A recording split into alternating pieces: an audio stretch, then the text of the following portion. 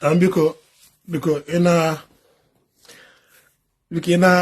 join the video because tag ya no Okwuluora na video tag ya na room Okwuluora onye mo Okwuluora tag ya no Okwuluora na video because tag ya room Okwuluora Ndi Igbo because tag ya room Okwuluora ko onwete ozi a Okwuluora must hear this. Okwuluora must get this message.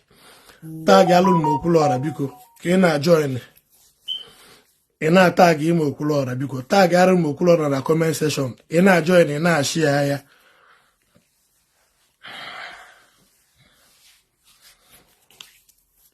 biko ina join ina tag Okwuluora tag ya ABJ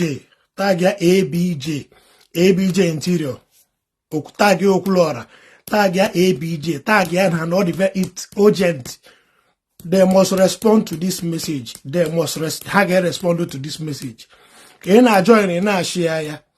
Ishi mejugo, nti mejugo. Isi mejugo, nti mejugo. My DM mejugo. Tag ya no Okwuluora. Tag sini ya na chokomila hapo tago. Tag ya no Okwuluora. Tag ya na ABJ interior. Tag ya na programma. Ebo on hano ka hanwete nti mejugo aru emego na UK aru me na UK aru emego na UK aru emego na London na tag ya na Okwuluora tag ya na ABJ interior ma olu nna group ha niile tag ya na ha here ka ha no adigo ma away ha na eme no inbox mejugo people ebegidega akwa isi ejugo mo I'm going to sound this as a warning. I'm assigned to go there as a warning. Tag sina na chokomilo na akpe ya afa kwano tag ya na Okwuluora si ya na table mejugo na my table ijugo ni gwana na asim na table mejugo my table ejugo. I don't know what is going on mana wanne aru emego mo school line na UK aru emego ma akwụkwọ na UK because of Okwuluora aru emego mo school no obodo because of Okwuluora. Na tag ya na Okwuluora na video. Sina na chokomilo na eme program about him. Nti mejugo. Voice note ejugo na my phone. Gwana na WhatsApp group o create. Gwana na ABJ. Gwana na WhatsApp group ha create. This second time Okwuluora bia UK. How many people are watching me? Why am I seeing only 5 people here? Na tag goru no ndị a here ndị egbo no mu ogbenye n'obodo a tag ya no these people.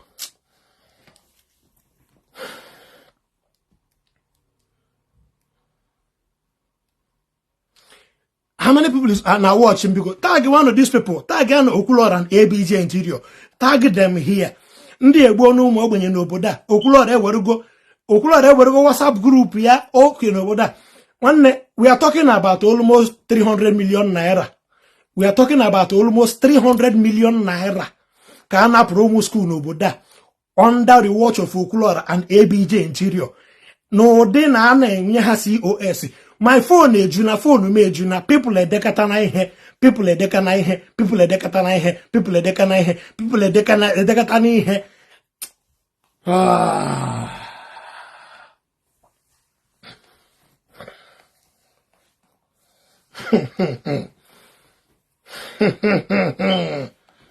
Na tag one honey in ma any dance group honey na tag them here. One honey ekwu ya unu man him na what I do is to tag him page umo ogbenye ibe m. Then hey me go here now Okwuluora megidezi here but UK here. Jidezi almost school here. Hana ekwu ya we are talking about 200 to 300 million naira. Ka na pro mazi here under COS. WhatsApp group a na-ekwu okwu anọbụ nne ya mana abịa m n'anya ene eme anya fụ na adịm na ebe a na-eme arụ chokomila adịmana ebe a na-eme arụ adịmana ebe a na-akpụ arụ. I have to exit myself from the WhatsApp group. Apụ m na that group ụmụakwụkwọ bere akwa because sọsọ mmụọ bụ onye ga-abụ mmepe ọnụ gwa ha okwu ha ma na ha nwee hope n'obodo a. mme vidio tiri ụmụazị dị a ABJ a na-agba m takụrụ n'anya fụ na ABJ ewu a house boy ka ọwụ n'obodo atụ nwunye ya nse enweghị mụ na ya agaghị abịakọ na WhatsApp group na ha ejene kokonu kọtara nwa woman n'obodo a under COS anapụ ụmụazị bịa school here almost 300 million naira a na-ekwu okwu almost 200 and something thousand pounds ka fonu mejugo meenụ ka ọ marụ na adịgo m away. As you speak na WhatsApp group aha na asị ikwu ha n'okwu dị ewepụ gị ikwu okwu dị ewepụ gị ụmụ akwụkwọ okwu ewepụ ha igwe threaten wa gị ụmụ ogbenye shiba anyị bịa ịta afụ n'obodo ego akwụkwọ i were your fame and your scam and your way of begging money kpọta this woman ABJ ma announcement na this woman is well tested and trusted. Ụmụazị were ego ma ndị 30,000 pounds ma ndị 25,000 pounds ma ndị 26,000 pounds ma ndị 40,000 pounds ewere ego na-enye ha. Unu ga-ata afụfụ. Okwuluora, what is coming is bigger than you. ABJ interior, what is coming is bigger than you people. Ebe unu na-echara anya ọwụrụ ụmụ skuulu na-ata ọfụ ụmụ ogbenye ibe m ụmụazị geenụ ntị ịmụ na awara whenever m na-ekwu okwu na social media unu efile na nwanne anọ na da WhatsApp group afụrụ m ihe ụmụazị bịara ịga skuulu here na-aga through m ji decide ya ka let me create a platform. I'm going to people how it works in the UK because one day I am England, I am UK. Oboda achimi anaka. I'm in and out of everything name oboda. I know what is going on in this country. Unenanya ni asi ni ikwu na the platform. Ikuta ha no okwu ego ebe ahụ nwanne agba achụpụ gị n'ọkụ so that ka ego gị fuo. We are talking about almost 300 million naira ka a na-ekwu okwu ya. Onwe ego ụmụazị. Onwe ego ụmụazị ka a na-ekwu okwu ya. Onwe ego ụmụazị. This will be obodo na-create a WhatsApp group. O na-create a WhatsApp group. A na-ekonu ndị mmadụ. Kita ọzọ ụmụ school na-ata ọfụ n'obodo a. While all I do every day is to come to tell people say na nani hu nke anọ na WhatsApp group a nke wona. Enwe m ike na WhatsApp ịpụta na the WhatsApp group na. If no ụmụazị onye ọbụla ụmụ school dị frustrated. Ụmụ school dị frustrated there. Oh, someone the only person ga-apụta na the someone wey ga-apụta na WhatsApp group mkpuchi okwu if ụmụ school ụmụazị bere ga-akwụkwọ ha dịka wụsa mmiri n'ahụ mana inbox mejugo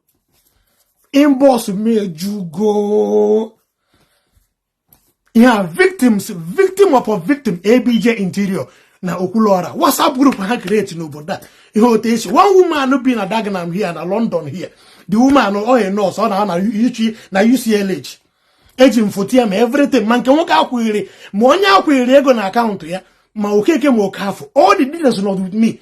I we run a super program. Okwuluora, I'm sounding it as a warning to you. Nwanne image on ndị mmadụ any day ibra UK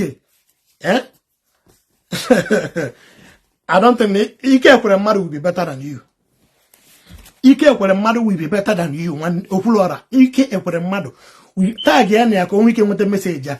Nwanne anyị agaghị arụ na social media na-azụ ụmụ ogbenye ndụ then ihe nọzi nke gị wo ịbịaghị create a WhatsApp group a na-atụrụ gị ego ije kpọta nwaanyị COS people are na onye drag my attention bụ na messenger ka onye abịa dere m ihe somebody gwara ya sị ya nde the only person you can speak to nwee ike ịma ihe a ga-emewu the only man you can speak to chọkọ ka a sị na ikwu okwu na WhatsApp group ahụ Okwuluora ewepụ gị ikwu okwu ewepụ gị owuru ụmụ skuulu ndị eje enwe ndị enwe ndị jecha asị na mpa ha jejere a n'obi ha were pụta obodo a atụwa egwu na nakọwa ego nagide na almost 200 and something thousand pounds almost 300 and something million naira na alụchie nwata nwaanyị akụchie the money onye chọzi ikwu okwu asị wepụ na WhatsApp group onye ikwu okwu asị a na-ekwu ABJ interior a na-ekwu As the Iku hand every just get na why Jeku. Unu gata fufu, unu gata fufu. You people will suffer for this. Don't worry. Come gather time. Let me gather everybody together. Umazulu mere they will cry to hage beg through na. Ndị nke nọ mokeke nọ n'England o ma onye natara akaụntụ ma onye create WhatsApp group o mokeke moke afọ unu ga-aga nga n'obodo unu nke ga-aga nga ABJ gị na your group Okwuluora nke gị wona ga-abịazi UK again unu niile you people go in for this. You people will go in for this. You people can never go on police for doing this. Unaga free. Okwuluora you know me too well. Okwuluora the only guy Piawara because of Iwaji, the only guy. You know me very well. The only man who second na you on your jaw. I'm getting who here. I did not. I go home again. I did not say it behind. If you're watching this video, him as a way be a tip your omazi. Omazi no. I'm baby Ija. Unu Korogawa na school. I want so many phone calls from Momo school. So many things happen now.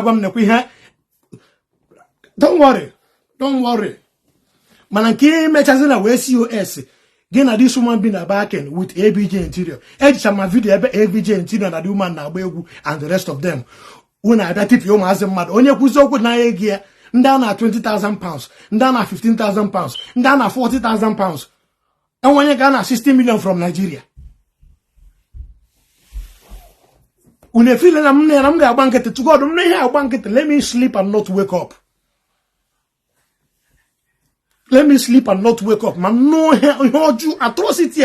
Gena ABJ, Okwuluora, gena ABJ committee na UK here. UK come no ni me, London on come watakata abone ya. Obodom no na azom dem mmadụ. Obodom no na azom onna anyu. Obodom no na azakolo. Na haji people onu. Obodom no na WhatsApp group no n'ime ya. Mkwuchi okwu that time. Umazi onye ọbụla dịka onye mmiri ya wụsa mmiri oyi n'ahụ ya ama na ha nwee hope na anybody there rubbish ebe a Chineke kpọọ gụwa na-aza Felix Chukwu ihe Okwuluora ihe na-eme ụmụazị be anyị n'obodo a mme nne gị mme nna gị gụwa na-aza Felix Chuks condition Okwuluora ABJ tiri ụmụ skuulu n'obodo a now ọga trafik agbuo gị Felix Chuks trafik agbuo nne gị gbuo nna gị trafik agbuo nne gị gbuo nna gị arịrị ụmụazị a na-eri n'obodo a because of Okwuluora na ABJ family gị ga-eri ya ite na mbere ebe izu euzu I'm hungry. Ewe crips na. I want cookie. Ga were cookie na.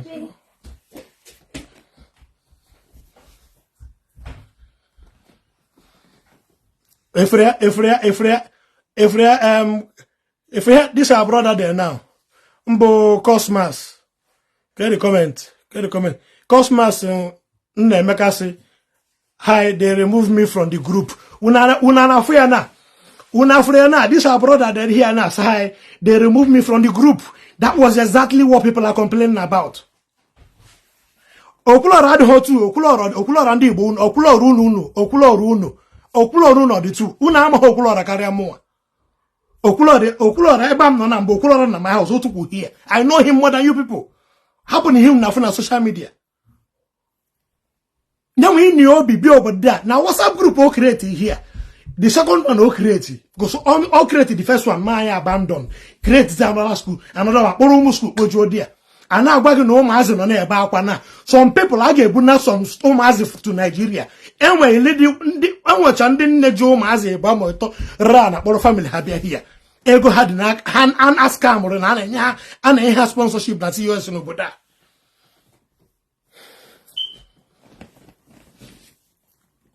Adibem too sure. Ihe am na agba gị na evident ka na abịa. More evident as we are talking, more evident na abịa.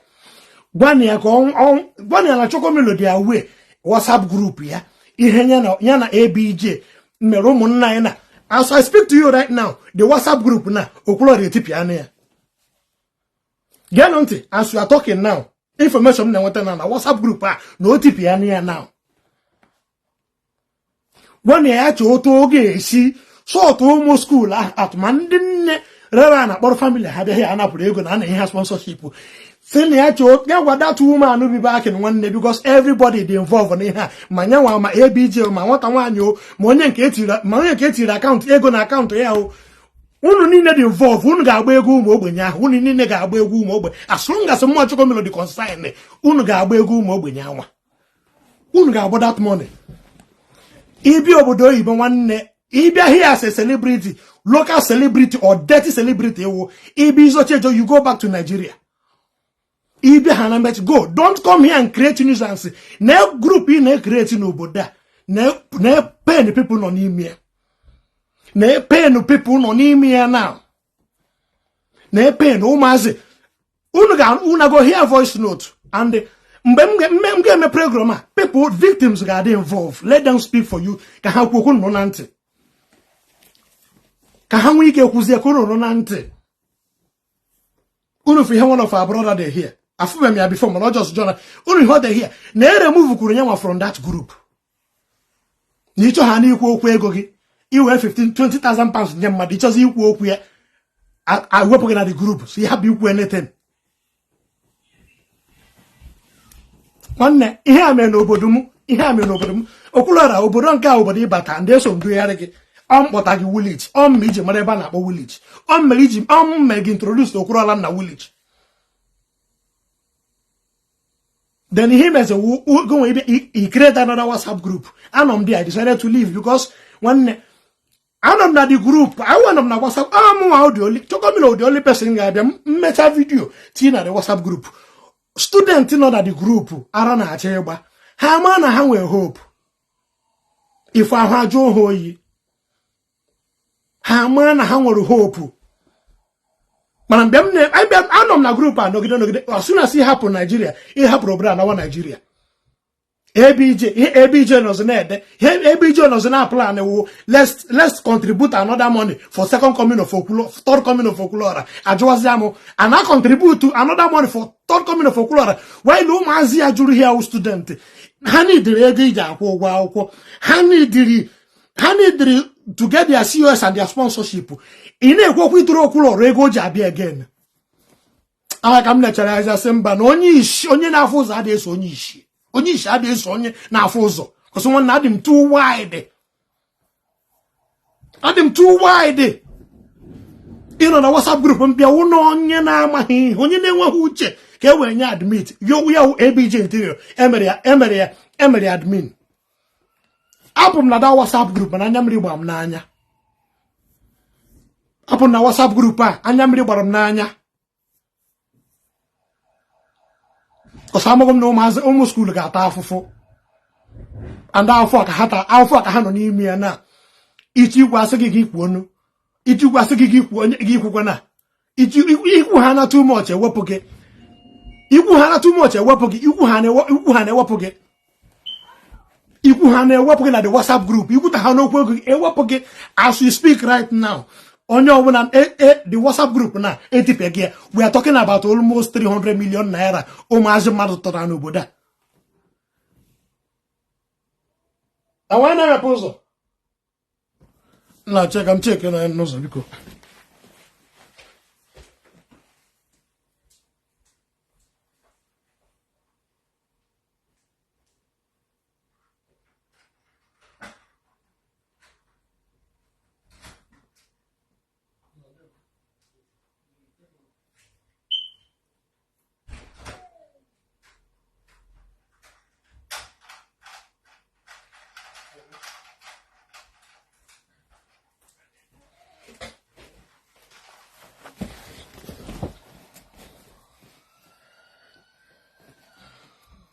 Charagwao. Okay. Perry Ebony is mine is 19 million. Una na anu ya now. Una free head this our brother there na. Osna kia 19 million naira. Una free na. Una free one na worker there here na. Mbo Pretty Ebony. Pretty Ebony is kia mine is 19 million. Also, your guy can help me, please. I'm involved. I couldn't afia na. I couldn't afia. Okwuluora, I'm how you protect WhatsApp group because I'm na hanine. Mbe create nke VVIP create. I was called to come and join it. I'm not joining anything. Neji home egom di aturu Okwuluora. Egoje eja arori ono. No mazim kapempe. Because I'm not a fool. I won't money iberibe. I work for my money. Mbese we me go na enyo na we ho na aro. Na hope ya konu ko na jido mazi school no na T side. Amakocha hanche ego. WhatsApp group a na ekwu ya na e resolve on ya.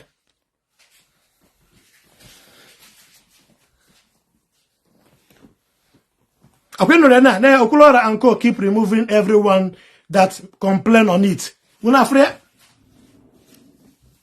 Akun na Africa people na and then I compare. And then I go na. I put on my page before for you to know na one phone made you go. Phone with voice note and that home as in a bed.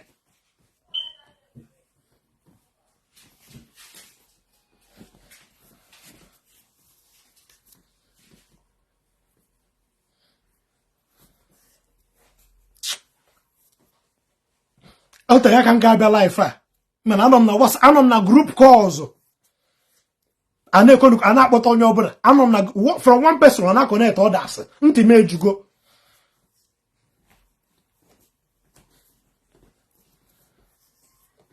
Any day you can't fight grace. Any one you are right. You want not walk in it. What is grace?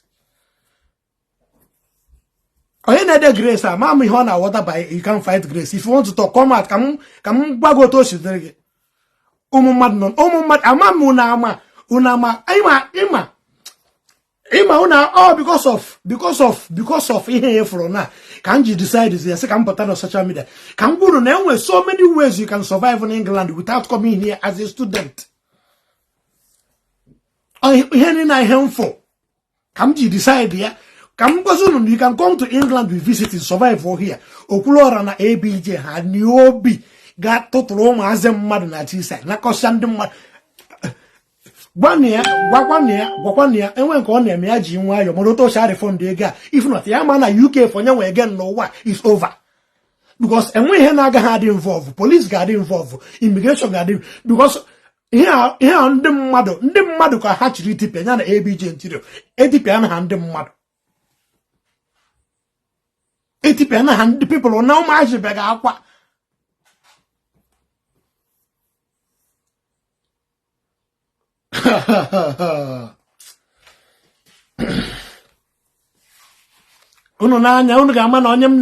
The person I'm calling out, Bobby and my house, here able to put. Eba no go to put the door in my house. ABJ no here. I invited them. He invite because of more actually. I want actually come as you Okwuluora. Who is writing this nonsense here? Can you get it on answer? My friend Zuzupu here, get out of here. Get out. See about poor. See about poor. People are mourning. People are not powerful. Ego ha. Ego ha.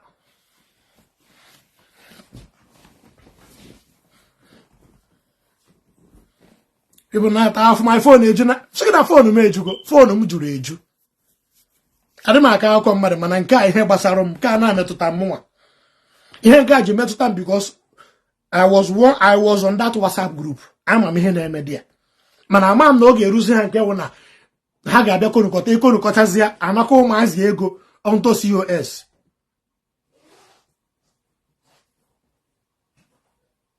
Ama me wata.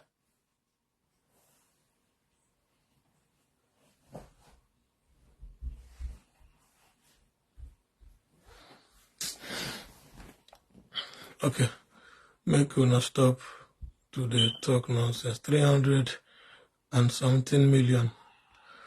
Check, I'm going ahead. This is brother then now.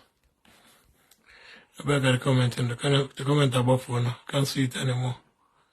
And make you not stop to the talk nonsense. 300 and something million was duped on a group. Thank you, my brother. I'm going higher. Iham nano. Ya gwana na akwa people na ebe na voice ni na mfra na send him here. Voice ni na na send na phone here.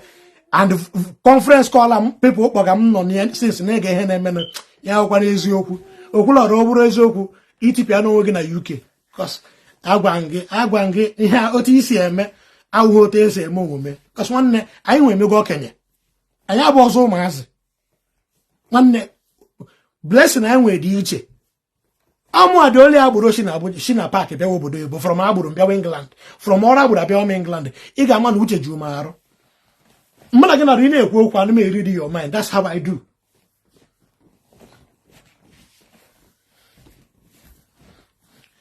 Why will I talk the issue with Okwuluora? Iwu onye ara. Are you stupid? Iwu onye ara m ji onye ka Okwuluora m ga-eji talk to him. Okay, these people ndị na-send me voice na-akpọ m because ha ma onye m wo na-ajụ m sị m na biko nekwa na a na-etenetene ha ma ha jụ ese ego ha ịnọ here for people na comment section na ha dị involve onye nke dere here si na 90 million naira dị involve ị na-asị mma ma gwara Okwuluora arọ na agba gị na Okwuluora mụ na Okwuluora omate mụ na Okwuluora agwa m gị na ana m ebe akwa na social media enye m ego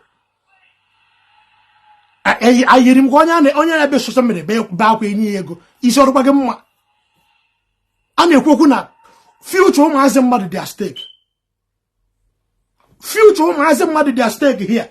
Mgbe Okwuluora na ABJ na-ekuk ihe a na-ekuk ha amaghọ na two things can happen. If you don't trust this woman, why would you bring her on your own platform? ABJ my voice note, see na the woman the trusted and tested, see na we ego. People are go ego, go ego. One no phone number ego, and akpa ha ego na pounds. Ima some of you amaghọ value of pounds. Some of you are more value of pounds. I mean, na people they frustrated here. I mean, na you go WhatsApp group Okwuluora scam one mado, and Omeri approve. He approved everything with admin yawu ABJ. I may approved. Age do mazi school. Na chodu ha shabasa ha. Frustrate here now. Some people we argue so many of them because of this. Because some of them, so many of them involved now, they will run out of time. And once I run out of time, some agaha like here as a illegal immigrant. Some got frustrated to pull up bahana.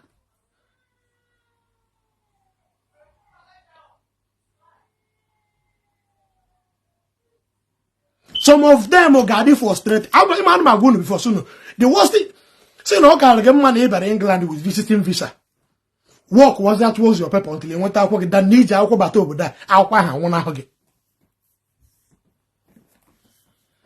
Ima, on social media. When people who are contributing the money are thinking about Otego Hashifu, then go and watch here na phone TV and the rubbish in the comment section because he won't watch it.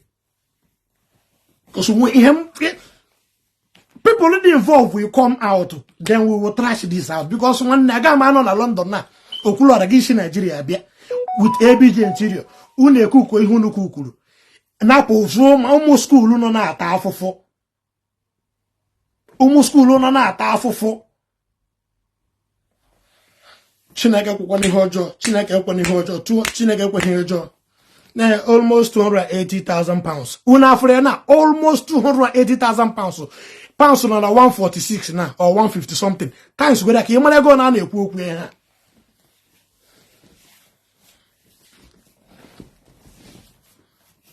Unu feel in a bar and Jurunu Gadu nebe anyhow.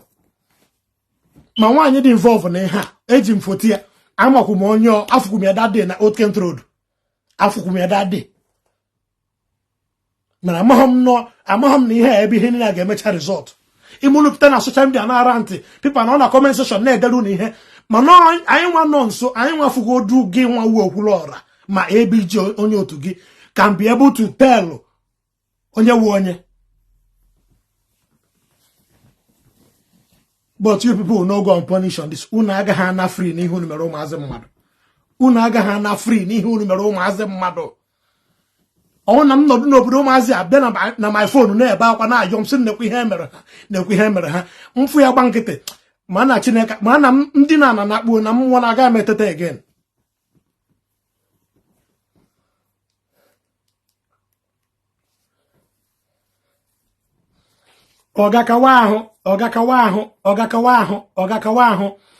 kawa ahụ kpọọ that woman marụ na otu unu si asọvụ ụmụazị unu chọrọ ịna ndụ ha niile marụ na otu unu si azọ ndị ahụ ndụ na marụ na otu unu si enye onye ọbụla ego ha na echekere akaụntụ nwaanyị a sị na echekere akaụntụ nwaanyị na-afọ almost 300 million naira a sị na echekere akaụntụ nwaanyị a na-afọ almost 300 and something million naira na akaụntụ a na-ekwu Okwuluora na-defend ya na ọnwe ha nọ 19 million ga-afọ.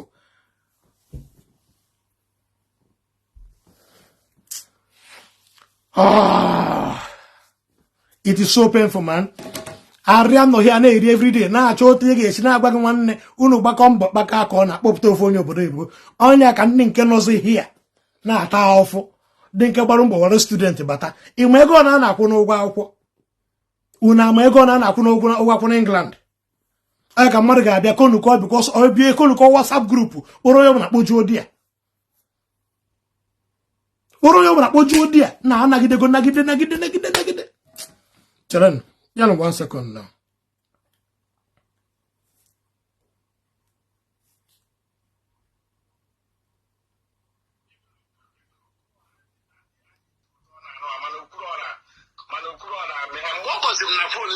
Yeah, I got to for the sign. Yeah, just a sign of voice note to people in the send. I will not play anything until people involved get back here. On your own, I told this and the ego. We're going to imagine I could know why we're here. On your me, I be the other day, go school here 15,000 pounds, almost 20 million naira. Ka people got to talk about obodo were go nye mmadụ e create a WhatsApp group si were go nye onya na onya na COS una agbaracha percentage unu nwanya anakọrọ ego ndị mmadụ gba ọsọ COS afụ ho nothing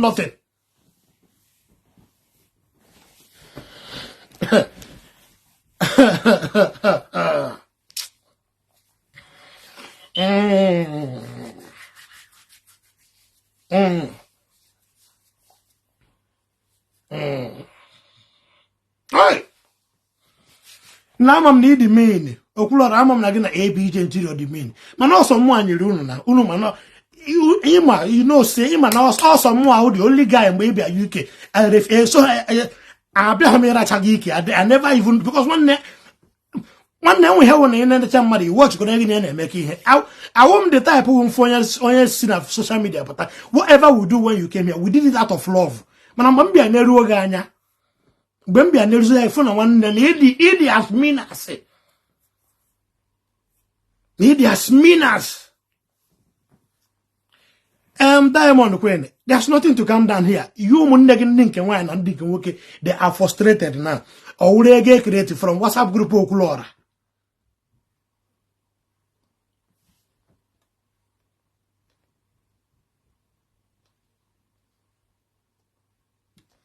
Can you imagine? One night one you na asị na nke ego school ya 20,000 pounds.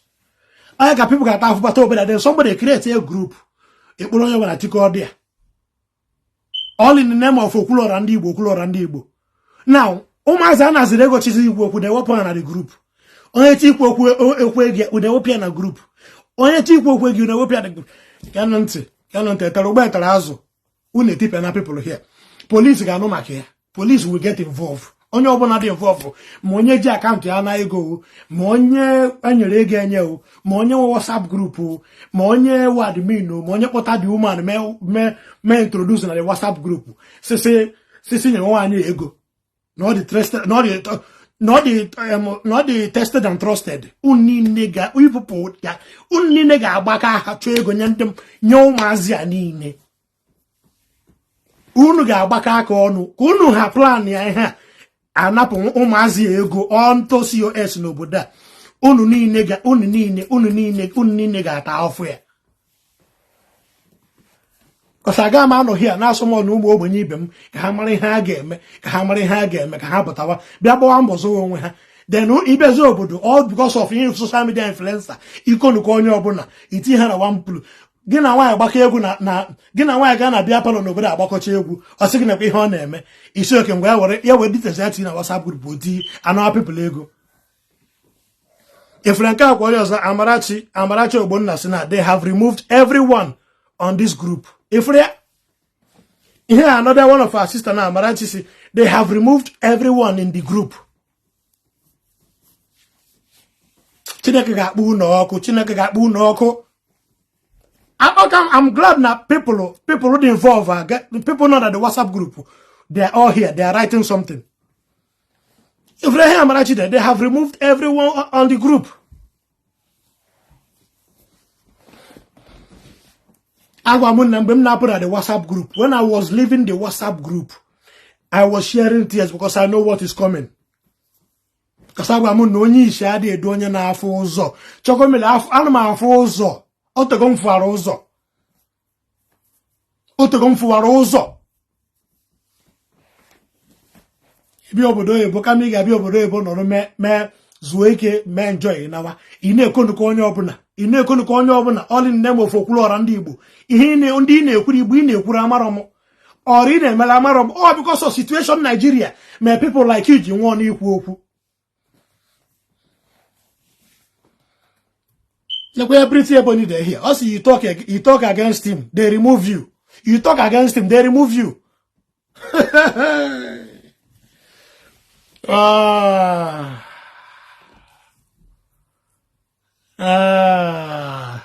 Now one year an idea away. 1 year an idea away.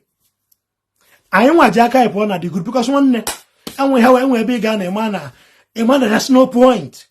There is no point you being there. I mean, sometimes we must know when to stop. We must know when to stop. One day we have a name.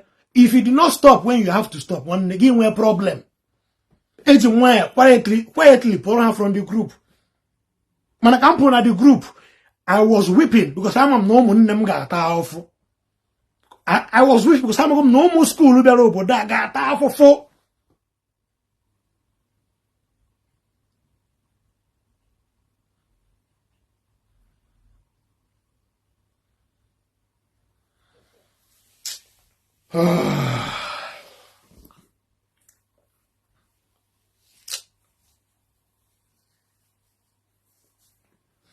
And when you get your number, and I'm going to work, I'm going to say, now where was the account here? In the Haiti, so say, Haiti in account here, £6,000. Now Haiti in account here.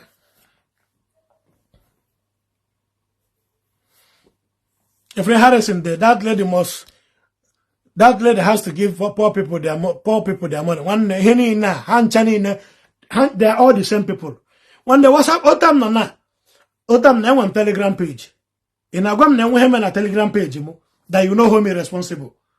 Like na my Telegram page na, I want a lawyer name I want immigration lawyer name around the mother. In Agwam na one the immigration lawyer she no problem na. Mseki ga out to the immigration. They get hey are you stupid? This is create a WhatsApp group. And I know here almost 300 million naira. Mazim Mado, Mandaje Rana, will take a week when I has US. Can we can or do no Buddha happy na, happy Bunahano Buddha. And I coach Nakogidega this morning. A Udega away somewhere. And I cause you could handle you could talk Wegogi, a Kupoganoko. You could talk Wegogi, a whopping at the group. You could ask every jazz and now Okwuluora the busy now. One. Now UK keep a roa. Forget about UK again. Because aqua people don't ever people look here people the came in here for now. I don't think there's no point you thinking because any tradition in UK here one day, airport aga won't I get focus my ABJ couldn't have any na. The only case going to Okwuluora in the bay, mana ABJ, handcheck, only na guy better run in a police. Unage hemu when you are now free, or the possible. I come now here now solve when you bem. The nunua, in the Zulu call group, una nakosonyo unego, and you deny any onyo and they deny no ABJ in it, why again now, we will video mji, Guinea now, unde tere with nke woke etiri isi unje na zanu na ama honyo.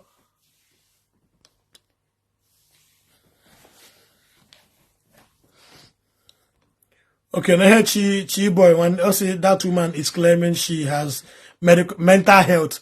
Okuna na no yana na the woman na claim no nwe mental health. Na ego ndị mmadụ na almost 300 million naira ụmụ ogbenye ụmụazị bara school in England. ABJ Interior Okwuluora group niile anwa. Nwanyi ikpọtara si nyewe ego na agwazi people anapụrụ almost 300 million naira na onwe mental health.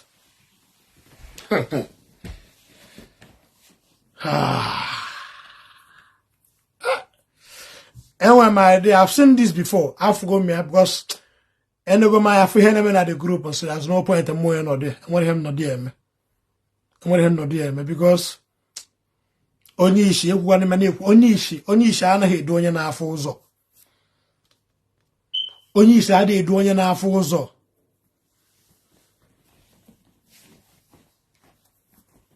Chris, I just say this guy very wicked though.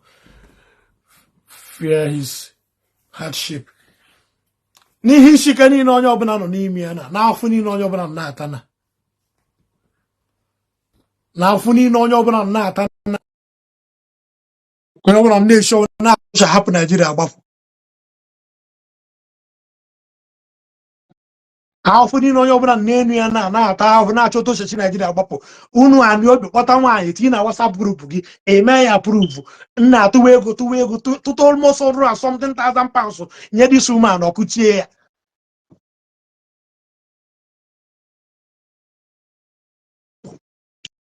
Ọkụchie the money. Ekwu onye kwute okwu na WhatsApp group go Okwuluora iwepụ onye a. Onye kwute okwu iwepụ ya. Okwuluora Igbo Okwuluora enwe Okwuluora ozunu mana yewo na Okwuluora ndị kun na Okwuluora Ndi Igbo. Onu na ọmụ achọkomilo if you don't know. I'm dị ekwu ya ka ọ maa na ọmụ na ọmụ onye mgbe Okwuluora abịago na ma ọnọgo ebe m tukwu n'ụlọ mgbe ọ bịa n'ụlọ m ebe a ka o tukwu. And ụlọ ma mere invite ka ọ bịa I called him to advise him because all messing up with somebody in the UK here. Nnu ya mkpọ ese na abịa. I need to talk to you. You must do this. You must do this. For the love of Ndi Igbo and for the love I want never know. You must do this. But the outcome, the drama, I wasn't pleased because I found pride they are too much.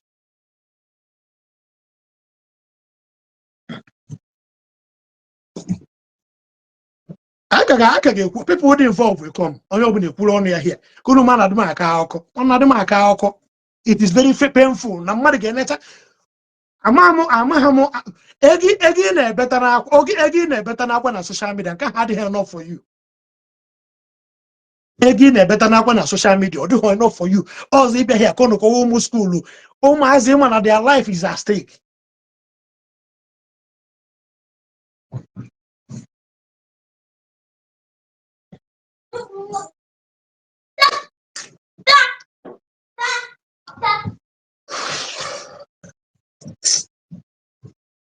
Try.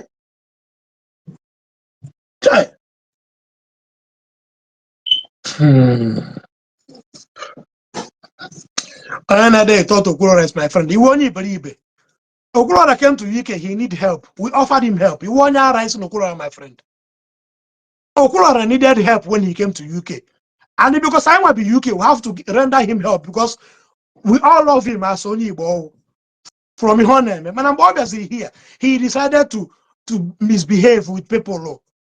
He started misbehave, not but don't ever say about it. And I see Okwuluora is my friend. And you want Okwuluora was my friend. Don't make her jump market because all my friend. Chile Okwuluora was my friend. Then no, and Ethiopia almost school here. And then Kuna promise almost 300 million naira out to Tanafria. And I said he thought he's my friend. From Donya, him going to name. Do I look like Onye Choga friend? Like no one get Nana because almost £300,000 now WhatsApp group create. In on a which I'm my friend. Friend them work or friend them mad.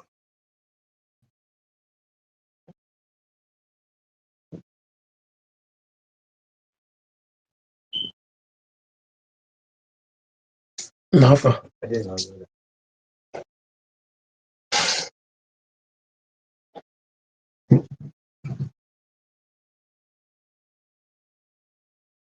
Take it. It was a appointment. okay, I'll give you By 12. Okay. So some form I something there online. You feel good? I got a feel any some things like postal code. Postcode. Postcode, yeah. And use the address. Yeah, my wife got the address.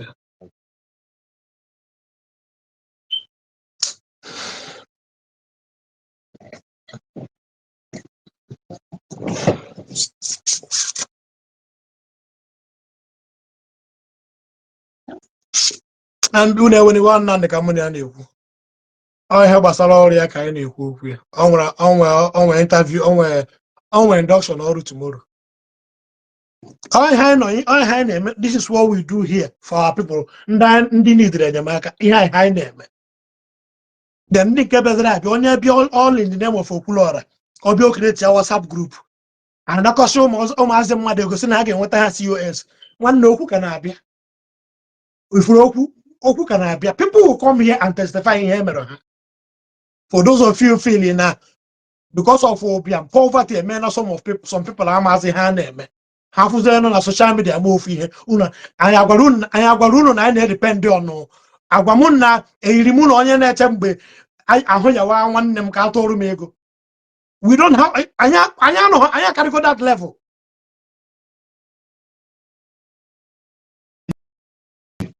If they are pure planned works, they plan it all and scan everyone. On a fair comment session. And only information that came to me as early as 5 a.m. in the morning yesterday. As early as 5 a.m. in the morning yesterday. The information that came to me. The man you look about torture.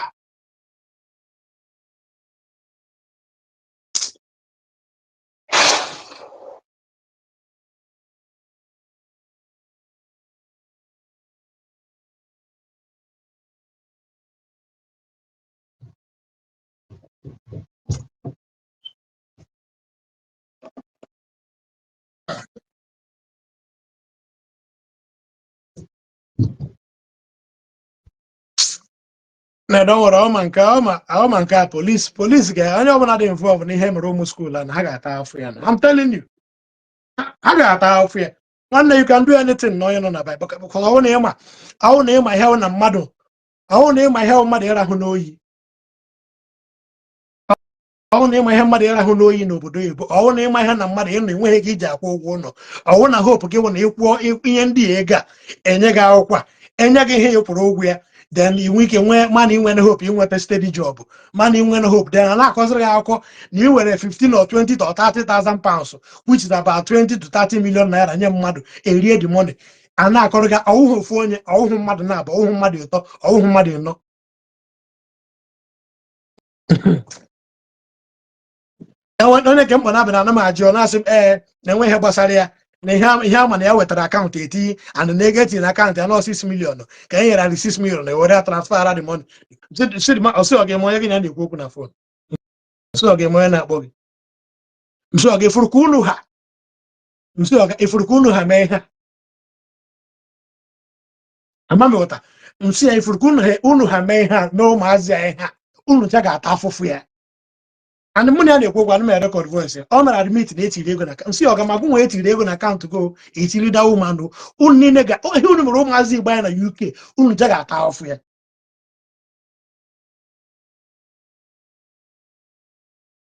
Only nigga Tafo. Umo be even tata for be obodo. We create a WhatsApp group.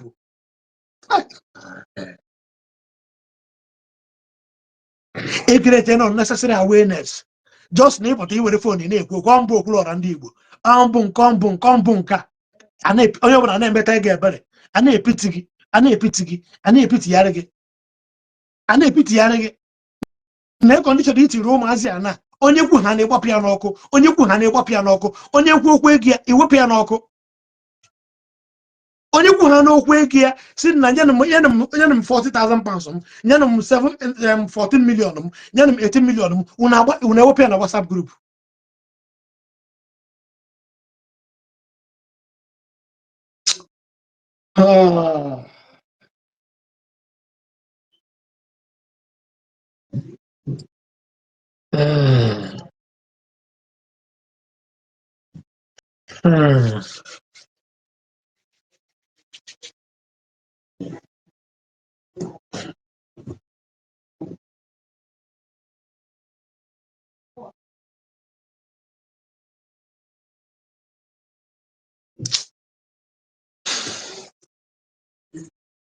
I don't even know. Agwa m na phone ejugo. Ịma na esi m ọrụ bata ka m tụkwuru ana zuo ike meseji a na-abịa calls a na-abịa na-ajụ ka ebe kwuru gasị ana ka ebe unse ebe kwuru weta my number na-asị m ọga chọkọ mmiri biko nyere anyị aka nekwa ihe mere anyị ụmụ akwụkwọ nekwa ihe mere anyị nekwa ihe mere anyị nekwa ihe mere anyị nekwa ihe mere anyị. We must continue. We must continue until ụmụazị enwe justice. Anybody more Okwuluora gwakwa ya gwa na ya sị any day o tiri isi n'obodo a ike ekwere mmadụ will be better than him. Gwa na Okwuluora sị na Chukwumilos mgbe any day o cross Heathrow airport na-abata obodo a ifuru ike ekwere mmadụ will be better than him because nwanne you can never do this to ụmụnna anyị. I don't care if you go on your page bewa akwa blackmail ọ Chukwumilos na-agwa gị okwu. I'm the one talking. Ọ Chukwumilos ihe na-ekwu okwu Okwuluora I'm the one ebike interior ọ Chukwumilos na-agwa unu okwu. Okwuluora iti ga na page gị imeziwe ya mana the truth no with me. I am not on your app on the WhatsApp group long time ago over 5 or 6 months. Man, people remembered my voice. Students still remember my voice. Up on the WhatsApp group for almost how many months ago?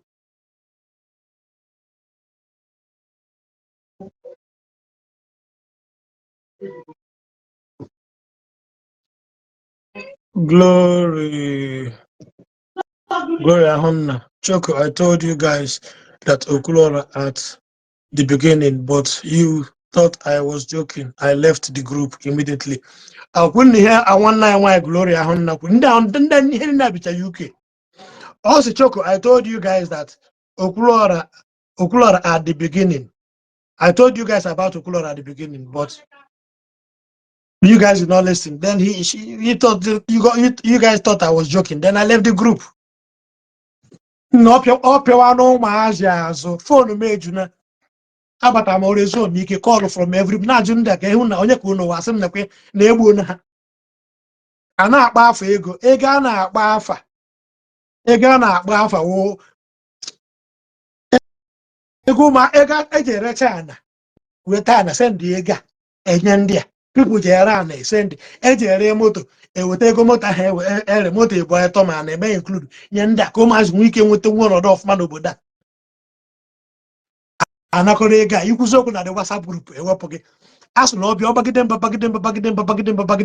ọgbacha mba ọ sị na a na-akparị ya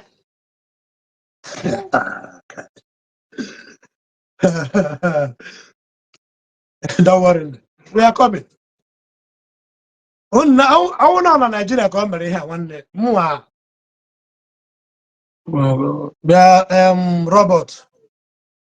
Robert, be careful in here. Your account adịghị real. Be careful in here. Idekwa in your here again. Nwanne m agbapụga gị here. Mgbapụ gị here. Chọrọ m ịmụ onye iwu. Awụ unu ga-afụ nke wee eziokwu na na-ekpuchi anya. May what happened to ụmụnna anyị na may millions of naira anapụrụ ụmụnna anyị may it be your portion. Iwe ike ga-akpata nwodide ego anapụrụ ụmụazị you might not even make it until gị nwụọ.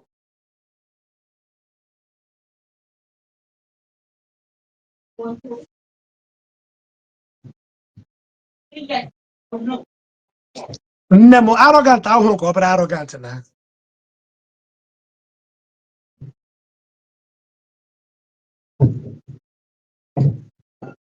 arrogant ahụ ọ bụrụ arrogant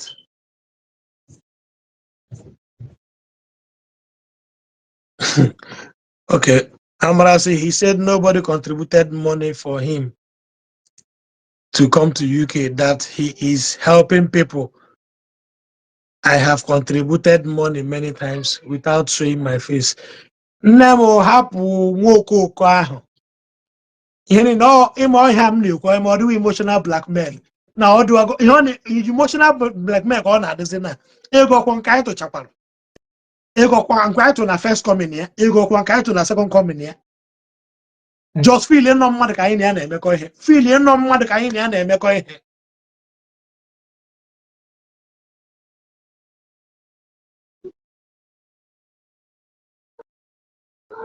Amami wata.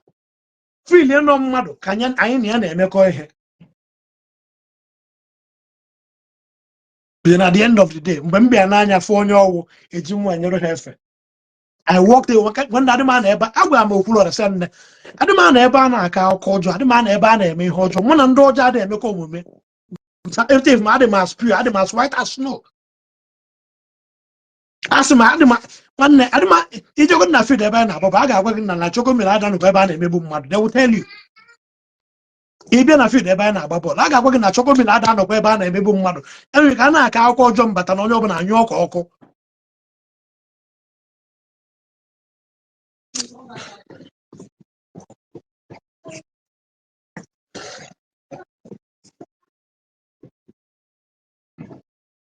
enwe anybody mwe ya gwa na ya amaghị mma o dissolve the WhatsApp group ka ego ndị mmadụ na-azị ya ihe o mere na-aba i dissolve the WhatsApp group na-awụ ihe niile a na-ara ego ha ndị a niile ha konikọ ọ nara almost 300 million naira na ka ọ gbapụsị ha n'akụkụ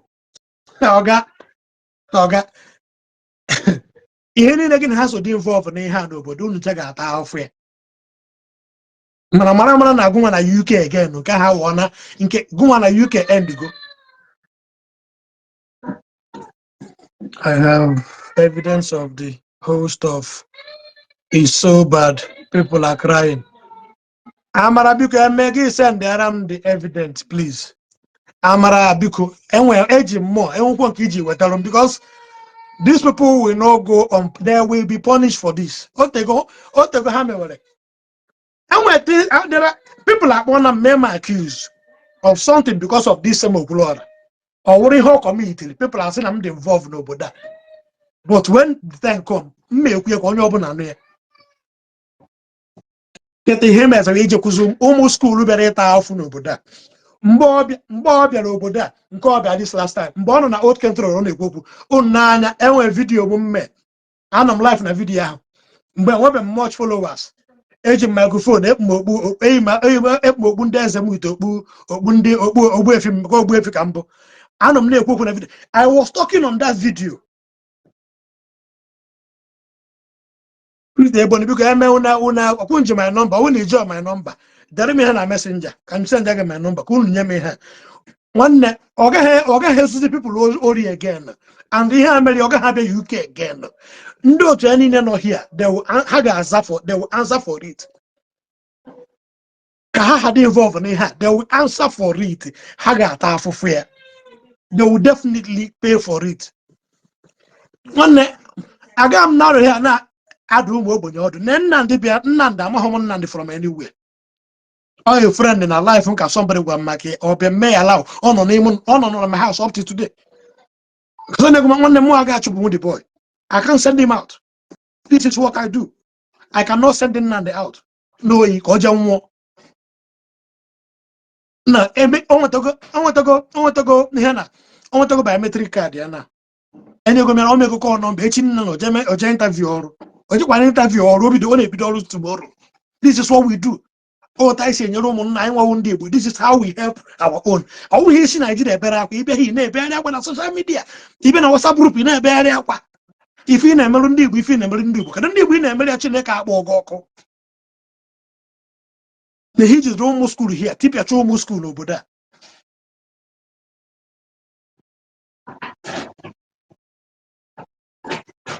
The heat is almost school here, tip your mazin over there. ejide ụmụ skuulu na-akọsị ahịa ego ha niile Okwuluora gị na ABJ Interior unu ejide ụmụ skuulu onye nkwụzi okwu iwe m na asị na onye ikwu ha n'okwu na WhatsApp group Okwuluora abawara gị ABJ abawara gị mba Okwuluora dị busy Okwuluora dị busy Okwuluora dị busy people are ụmụazị mmadụ are gonna go frustrated ụmụazị mmadụ are gonna run out of visa very soon n'obodo a and I'm going to social media. Before you come to England, you got to well prepared. You got to well prepared. You got to ready. The readiness I was thinking how you better trust okay. It what about my advertisements okay when you know you go to no you Nigeria now you know only nobody in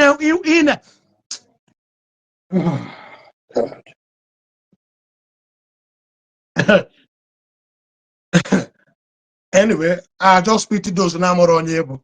I just pity but I my help asage one ima ije Dubai je kparicha ndị Dubai bịa here ihe ka me ga kpariza ihe ifu na one ga kpariwo na UK ihe mezi konukozi ụmụ school na ko noka konukota ụmụ school with gị na ABJ Interior na amamma ọ na-aṅụ ga amụ amamma ABJ ahụ bakada ga adị normal ABJ is not normal amamma ọ na-aṅụ ga amụ I don't know because when I look at then on our off motor they shake. Off from the last time I went party na Ili Ji. Come now but on the party. Off go to come see. And we almost 90 tables in a party anwa.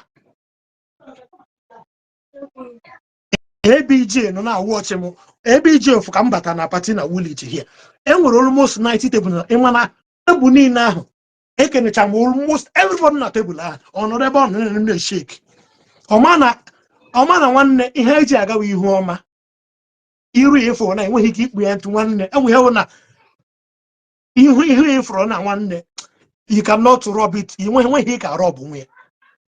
Ifu nwoke ibe gị na ABJ case unu abatago adịm aka akọ mmadụ mana nke unu megidere ihe ụmụ ogbenye ibe m na UK here unu mana ihe ahịa m na I preach against ụmụ ihe ndị a na then unu emegidezi ya ọbịaza nọ ụmụ ogbenye m na-atara afọ na adụ ọdụ na-agwa ha unu egbu n'onwu na England otu ọgwụ na akwụkwọ gị nwụọ there's a way you can still survive here ihe unu mezi ikọnọkọta ha narụ ha ego gị na nwaanyị baken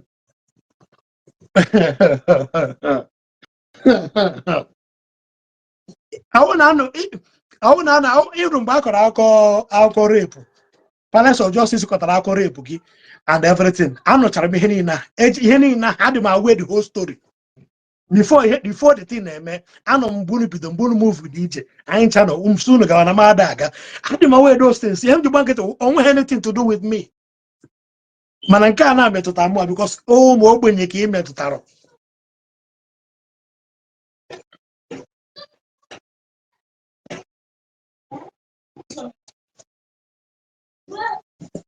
afọ onye ọbụla na-ata na Nnamdi can opt in now because I can't send him out of my house even though the mama onyo mana I know how hard obodo adị ụmụazị atagide afọ eweta ego nyunu na nakọrọzi ya tii na akpa onye beza na WhatsApp group sị na biko na ya nyekwuru unu 25,000 pounds unu ewepụ ya na WhatsApp group si ekwela okwu again oga unu ga-afụ WhatsApp group gba ọsọ unu ga-afụ Facebook gba ọsọ unu ga-afụ WhatsApp group boss unu ga-afụ Facebook for Okwuluora for Genwa for ABJ Interior and Yoko with nke a na-achọrọ gị na ha keke na-akpọ ọrụ nna nwaka nshia bụ ara na-enweghị ike a na-akpọ ọrụ nna na-achọrọ gị n'ike ma ibi obodo a anụ m na-adị ekwu na onye nke a na-eso na-edefend gị unu niile ga-ata ka unu ha unless me megidere ihe emegide investigation asị ma even ma ọrụ nna na-enweghị ka ego shiba ya n'aka ma enweghị ka o shiza kọlụ ị ga-ama n'obodo a ụgwọ Nigeria unu ga-ama n'obodo ahụ you dare not mess up with ụmụ ogbenye nọ n'obodo a na-ata afọ na-achọ otu ha sa survive you dare not ọwụzie na program nke ihe m na-akụzi people m na-protect ka unu ji eje scam people m nọ na-protect m nọ na-agbachiteru na-agwa ha otu ha ga-esi mee ka ha nwee ike wụrụ mmadụ na England na ha egbukwo n'onwe ha then unu efilizie na unu ga-abịa scam ha why na unu mara somebody dịka Chukwumilo nọ here akansụ na-abago n'ọnụ every day is for the thief but one day is for the owner Okwuluora is owner too much ebe izugide kwụsị na ọ wụrụ ịbịa Ọwụrụ ụmụazị nọ na school here na-ata ọfụ n'oyi na-arụ 20 hours to pay their debt of. Enwenye nke kpọm n'abalị na-asị m na mmụkwa na-asị ya nnekere isokwu na ndị scam na wasa ọsị mba na esokwa ahụ ọgachọgọmụnọ na ya agbanigo tagide afọ kwụcha ụgwọ akwụkwọ ya na ya agbanigo tagide afọ kwụcha ụgwọ akwụkwọ ya. Msị gịnị ma eji pụzara na WhatsApp gịnị ma eji pụọ na the WhatsApp group ọsị mbọ na mma na mgbe mme ya nwụ na ya tiri the picture mme ya na WhatsApp group dee na mme ya nwụkwa sị mụrụ da gịsikere nye ya aka mgbe dị gị agwa m sị ya nne gị ntị nobody will listen to you na that WhatsApp group. Ọsị m na-asị nsị ya nne WhatsApp group ahụ ha nwee klik mgbe m na-agwa apụ na m na the WhatsApp agwara m the girl ịchọkwa ije if you want to go and put your mother's picture there gwa ha na mma gị nwụ mana enweghị anybody ga-enye gị penny gị dị ya ọnwụ na a ga-enye gị penny ọmụnwa gị na m go talk m kwụzi okwu onye ọbụla agbagharịwa mana as long as anọzi na group ahụ nne nobody will give you penny. Ị ga-asị m ọ gachọkwa m na ịgwakwa m mana ka m tiri the thing even mgbe m na-ajụkwa m na-enye ha update until my mother enye my mother nweghị anybody nyere n'ọwa mmanụ just send area ọsụna 50 pound na amadị onye the person ewu n'okpuru ọra reply here ruo taa because nwanne I wouldn't if you never Okwuluora 20 pounds he will never sing for you. Now upon people na-enye ego na-agụrụ ha egwu na social media people na-enye ego na-etiri ha mkpu nke ha ezughọrọ ya dị na ụzọ ịbịa scam ụmụazị n'ọhịa ata ọfụ n'oyi. Chineke ga-akpụ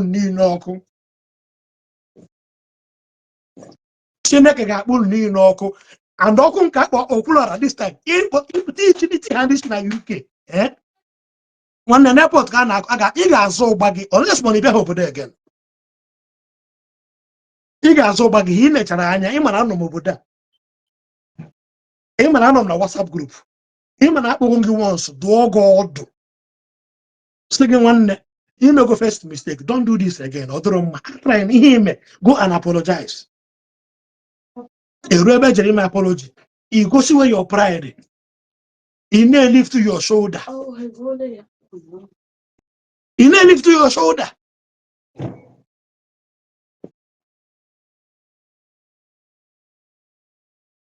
Nna don't worry people a lot of people even onye nke mkpọ na phone na-agwa m na ya fụrụ ebe na-ejigo phone ejigo picture ya gawa na arụsị msị ọga eji foto ga-aga na arụsị akwa ị na-arị ego ọsị m yes na a na-arị ego mana ihe tinye na akaụntụ nke ya nwaanyị etiri dị ụma 6,000 pounds. Msị ọga lekwa ihe ọbụla gị na-ekwu erekọdịkwa na m ya because voice note ga a ga-eji atụ gị nga n'obodo a unu agaghị enecha anya jide ụmụazị mmadụ na condition school na-enye ụmụazị na condition school na-enye ụmụazị n'obodo a onye taxizi ahụ because everybody dị desperate onye ọbụla chọrọ da COS onye ọbụla chọrọ da sponsorship eji because na ọgwụ awa Okwuluora nwere platform eji because na imerụ ABJ nke nna ama ma ọ na-aṅụ gị amụ nna ama ma ọ na-aṅụ gị amụ ọbịa na-ezuzi ya na social media anya ka m lechara anya elechara m anya ji nwanyere unu efe aka m negide anya asị mba I don't belong here but I was weeping for ụmụ school ju na WhatsApp group because ha amaghị m that na a ga-agba ha ọsọ n'anya ndị agbakwana na ha ọsọ n'anya.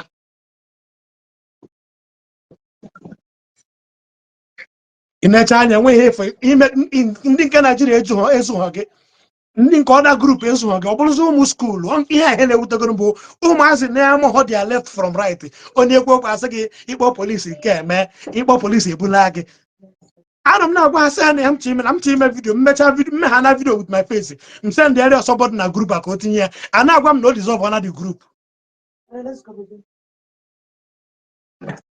a na-agwa m na o dissolve na the WhatsApp group na o dissolve dị the WhatsApp group n'ụdị na ego a ga-efu then not all end in the WhatsApp group na nobody can be able to contact him or her or whomsoever that is ka ha dị involved and once they get involved to them.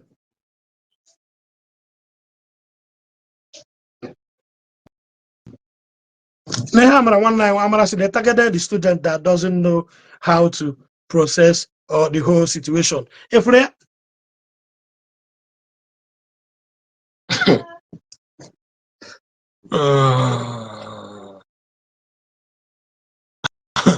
And we live here. I be nobody. You can't come here and wear your platform. And now you know, and when money at bankata, and when money at bankata one day. I'm saying if you don't have she be UK. Apama came to UK, be London, may London enjoy.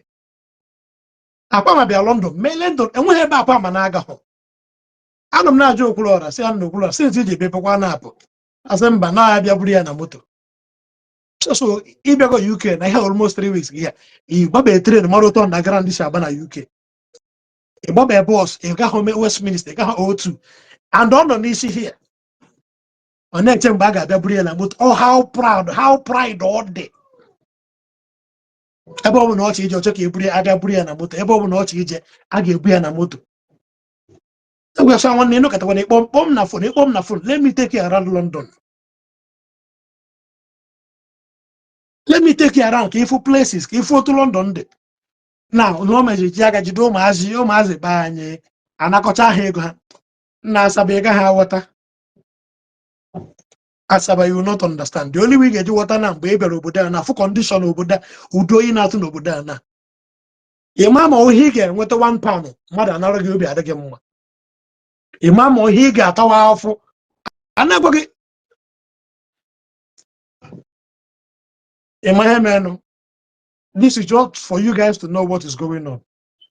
People already, the victims are going to get involved. People are going to get involved so that how we can want the justice I need. How we can want the justice I need.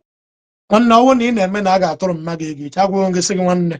Find a way and come to UK.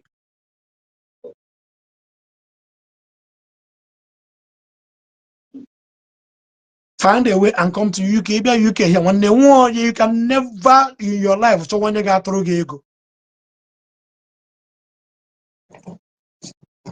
Okwuluora mana Okwuluora ọzọ ịma Okwuluora ọzọ na worship na Okwuluora nke ịma bịa UK nke m nọ na nke unu fugoro mụ na ya na video na everything na bịakwu na my house onwe onye ọzọ tag ya na ka ọfụ video gwa na chọkọ melody awe ihe ọmụrụ ụmụazị mmadụ amara na comment ana m like comment gị Amara they are on the WhatsApp group. She knows what's going on. Amara they here not going to comment here because she's on the WhatsApp group. From the way she's writing, she knows what's going on. Oma.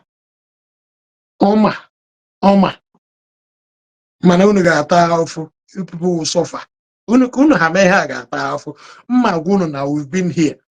We know how to run shit. I'm what is around here. And who onye ga ị ga ha kacha anya rio pusu ụmụnne gị oshi rio ụmụnne gị arịrị n'obodo a all in the name of Okwuluora Ndigbo, all in the name of ABJ Interior, all in the name of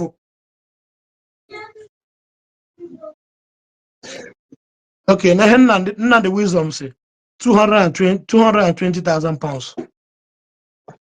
Una noria na nna the wisdom they also know 220,000 pounds.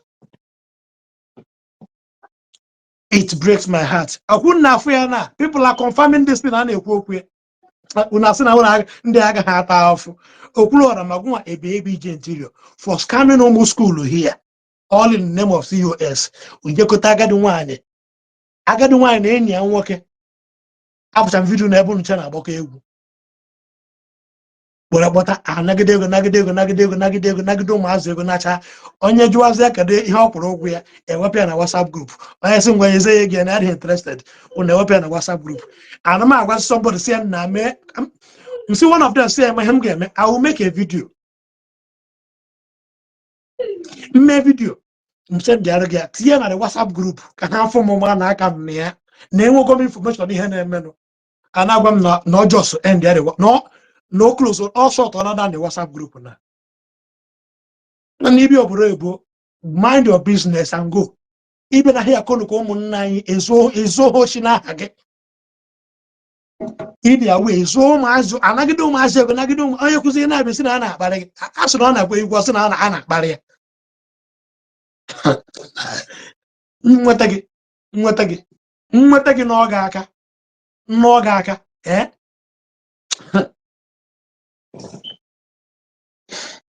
ya na-ayọ maazị onye wee pụta ya pụtawa ana m eme onye ọbụla encourage na-agwa ha the best way na-agwa ha otu ha ga-esi bata ndị nke bataziri abata iwere your name and your social media platform and your emotional blackmail everything gị na-ebe akwa people a na-akụrụ gị aka a na-atụrụ gị ego ị bịakwa ihe scam ndị mmadụ. I talk on the group. The woman involved called me and wished me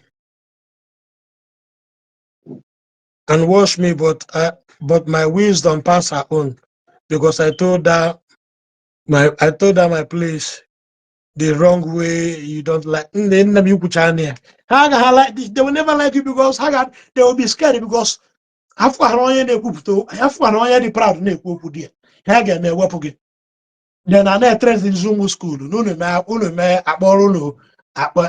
police involved. We will one Igwe everywhere ike kwere mmadụ gara nga n'obodo a enwe onye na-aga ha aga nga mụ achọkọmilu na nwanne mmeta ihe nga na aga m nga mmeta ihe nga n'obodo a nwanne aga m nga nwanne Iri Ji Interior Okwuluora and co ma madam ma ọga unu niile onye ọbụla dị involved na ihe a ka unu ha nara ụmụazị ego a all of you will pay for it.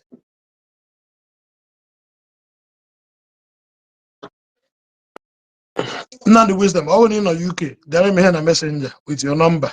Come on, you quote. All in the UK, and all know here Basara, Oshi's room on nine, Okwuluora and Ndigbo's room on nine, the UK here. You write to me. Come on, you quote you.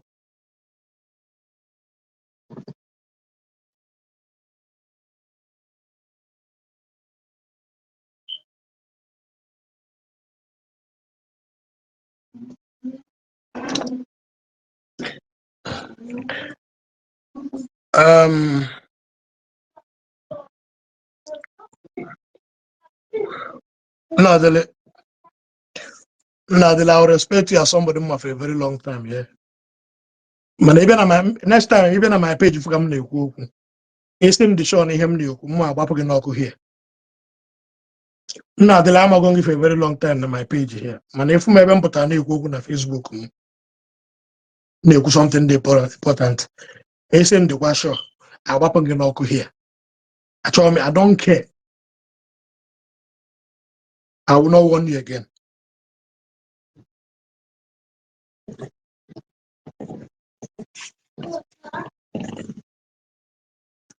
Okay, I know how they were begging us to contribute money for his coming.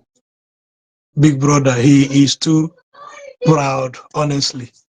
Okay, I'm not in the WhatsApp group. All my pride in Kiadi, audio over SS. Audio over SS, all the too much. Man, I wait my Ozaka never more, but no.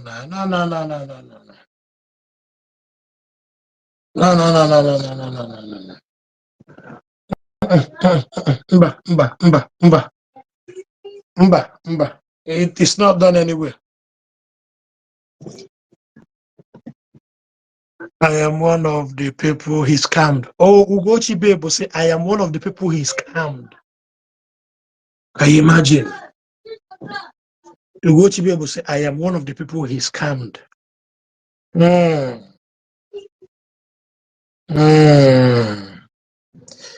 the woman been in East London. Obi. Okay, I live in East London. Okay, Nand. Okay, yes. Thank you very much. I'm a messenger.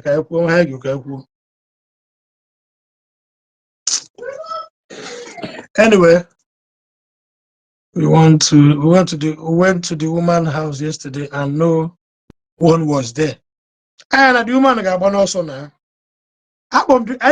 So I want to go number the woman, not the woman on the phone. Away phone the young mother. Away phone the young cha. And I give number the woman. And my baby and away phone the young cha. Because I've tried to contact people involved. Because I'm on number one. Okwuluora will never pick my call. And I don't need to call him. He need to make me on a phone because one day I won't on a phone. No, my own I Roman Maduneri. Condition what you Roman Madunia. Egani walk where how ego Ige raw almost 7-bedroom house on a bend again, tie the whole road. Uno ga one in town. No, him mad in Robi. And I coach how Mazi Bareta of Unobuda. Onton Happy Ega school.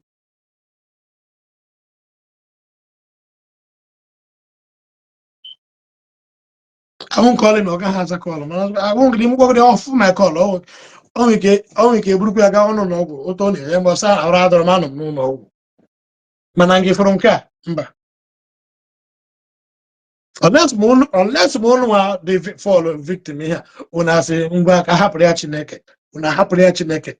Man, the world must know the truth. And when it's time to show evidence, we will show the evidence. We will bring out evidence here. And the evidence I got carry from now till Friday. My own happen some working. They don't know what people go.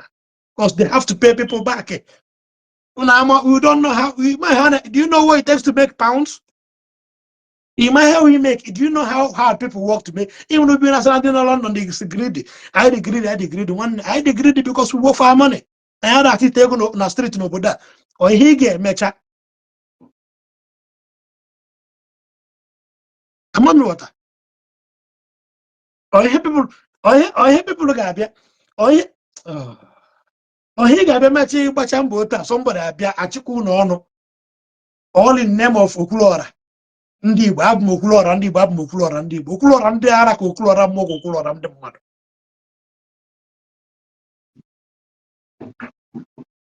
Emena mfe cause onye mkpụrụ na-eti sị m na ya nọkwa destin na ịma problem people na-enwe onye ọ na-emetụta ha achọghị ikwu ndị nke ọ metụtara emetụpụtasị ha ama ikwu asị gị na a ga-akpọrọ gị polisi.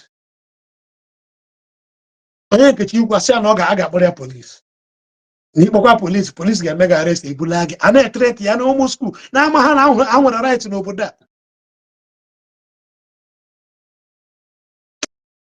Enwe ha na-ahapụrụ God gịnị ka a na-ahapụrụ God na frustrate na life ụmụazị mmadụ nwanne anyị nwa gba aka bịa obodo anyị maka anyị si bata obodo chigide ọnwụrụ mmadụ ọhụrụ ndị nke mmadụ ahụ n'ọzọ na age of imezi onwe ha mmadụ eputo ha together chịkọrọ ihe niile enye ha wuo n'ọnụ na-ekwu Okwuluora sị na ya mazụ na ya amaghị onye dị ume ebe iji asị na ọnwa dị onye nke mkpọ na fon na mgbede ahụ nke nwoke asa ahịa kedu ọ na-azara sef but don't worry, when time will come, people will come and mention their name here. People will come and mention their name because I have Hega.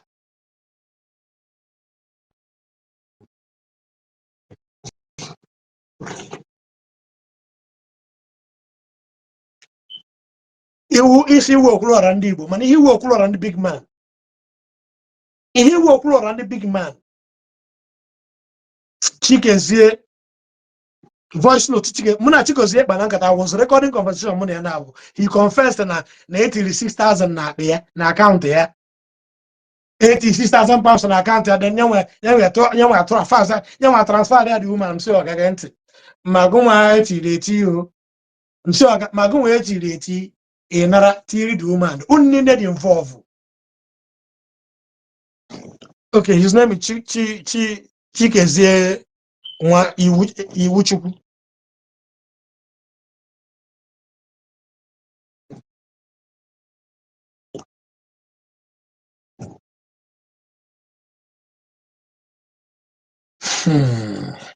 Na the biko I want a window to Okwuluora. Biko. You want your room for here, biko. Things are going wrong. I am not here for all this rubbish. I want to be interested in him now. Next time, you come and get involved. You don't know what is happening, and you will never understand what is happening. I'm talking to you because I've respected you. It was somebody they follow for a very long time. You comes when you go, but don't get involved. This has nothing to do with you. People's life are in danger now. Oh my own nigga one okay bariga school but they are crying now.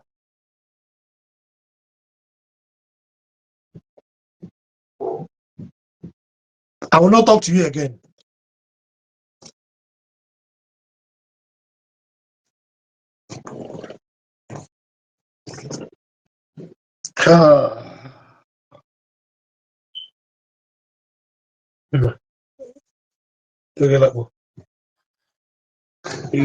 You doing? Yeah, but I have still eaten from almost done. Okay. I struggle to eat it anymore.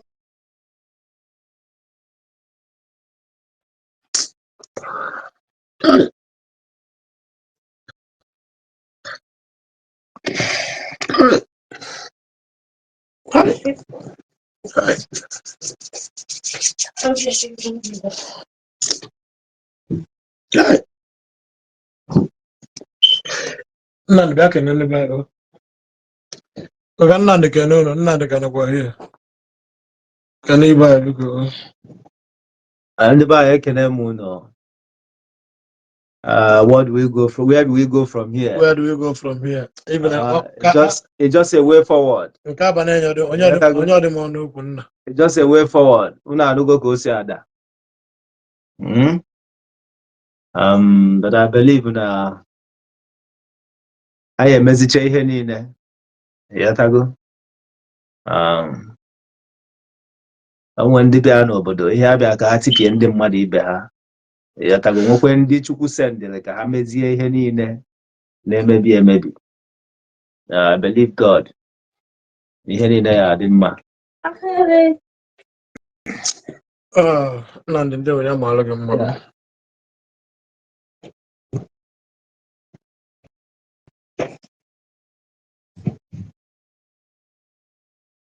Hi.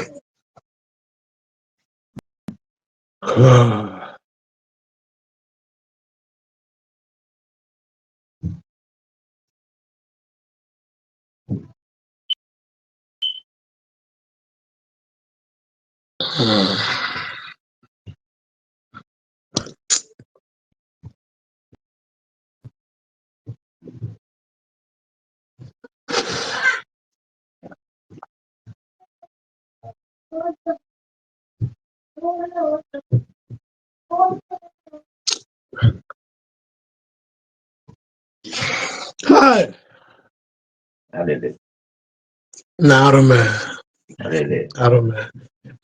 Mepe phone me if we have on a phone.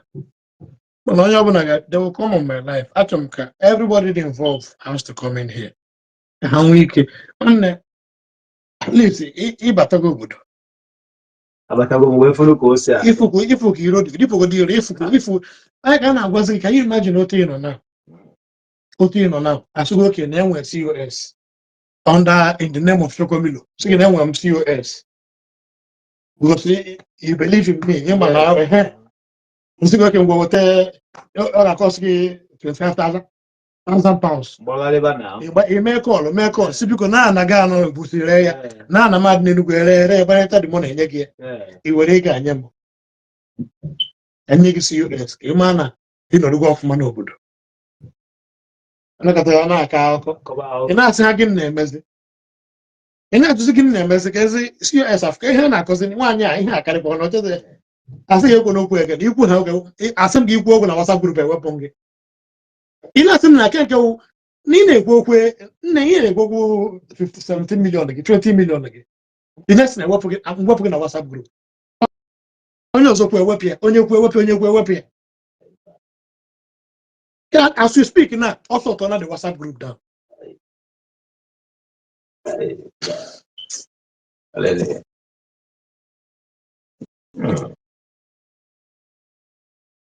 I don't know, man. I don't know.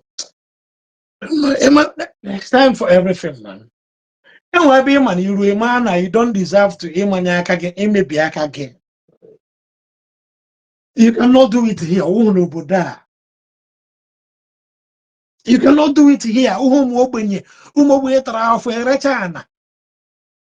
Properties.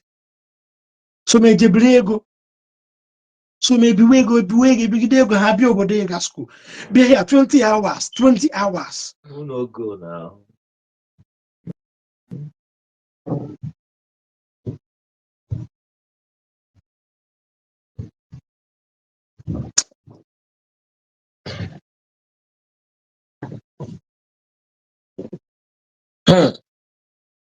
These people are what I heard. They don't get the point. One day. In my home, I'm gonna. ewetego m 10,000 pounds nye mmadụ ị gaghị efuo ama m condition nọ n'ime ya for years nke ahụ agakwa m obere oge esi ntego m ọzọ enyekwa m nke ahụ efuo andọ ndị Igbo na-eme m ihe niile nchi gwụkwụ mgbe ya wee polisi tretin nwa m mkpu egwu asị m kere na mkpu akpọ polisi ekwuo m ihe m nara enweta ụdị ego a based on ihe m na-eme mgba based on ọnọdụ mmụ eji nwaanyị ana m eso eso ego m na-agwa gị ebe a ka m nọ kpata ya ha nakọcha amị ya dị na onye nke a bịaza konuko group of a na-agwa gị na ndị anapụrụ ego is almost 60 something people ka anapụrụ ego ndị anapụrụ ego na the WhatsApp bụ almost 60 something people ka anapụrụ ego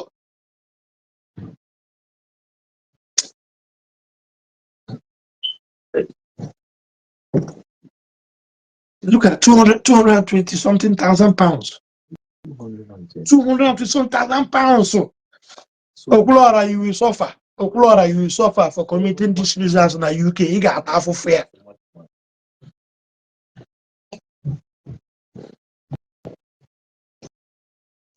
Unless him talk through, the truth will come out.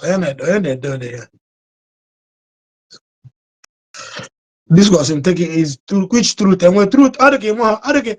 This what you don't oboda. I am on your name here. Do you not know that? One against I don't need to reply you because it doesn't want replying anyways. I don't need to reply you. I got mobile talk as a bit visa in Nigeria, Yagi visa. If I maybe he spend almost 300,000 pounds in our buy name for nego. Therefore, some you could almost 20,000 pounds in your mother and I and I just through to us. Don't worry, everything is here and more are coming.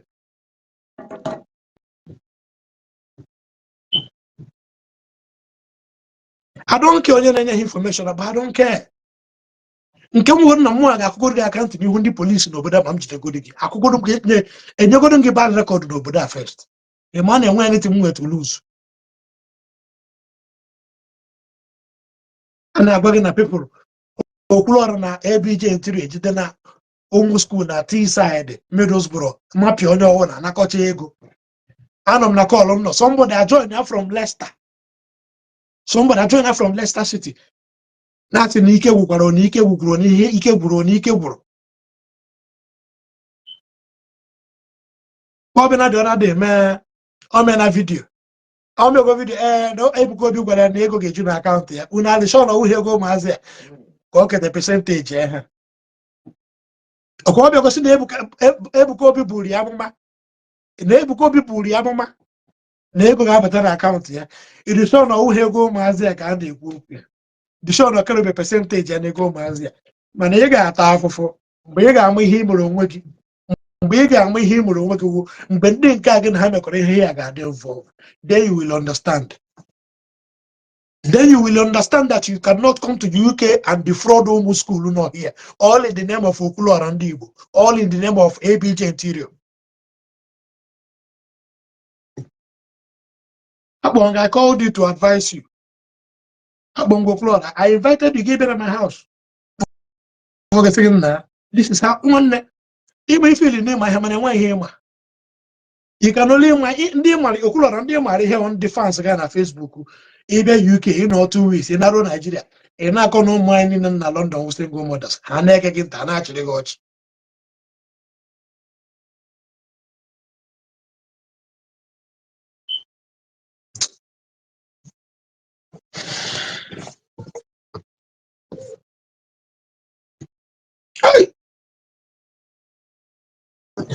Oh no, voice not oh my here. I'm a say Hannah because him get a video. I'm sending the area somebody because I'm saying I want them. I'm not saying I'm sending how of where him had the video member. Can the group? Mommy water. Can I send the group? Can I man add my way because they know me too well. Come on, yammo.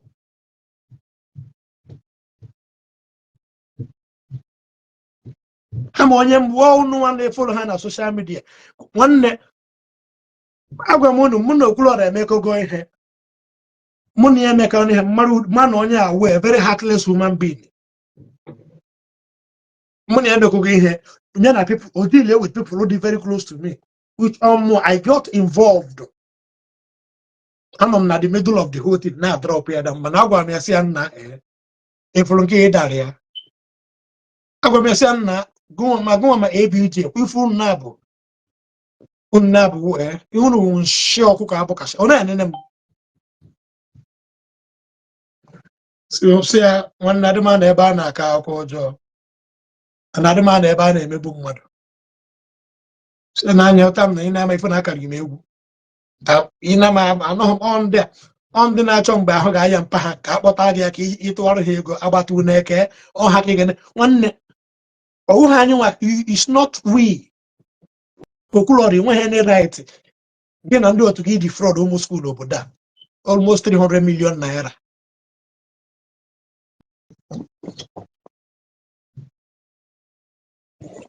Enweghị any right ịdị fraud ụmụazị na UK. You can do it to people in Nigeria.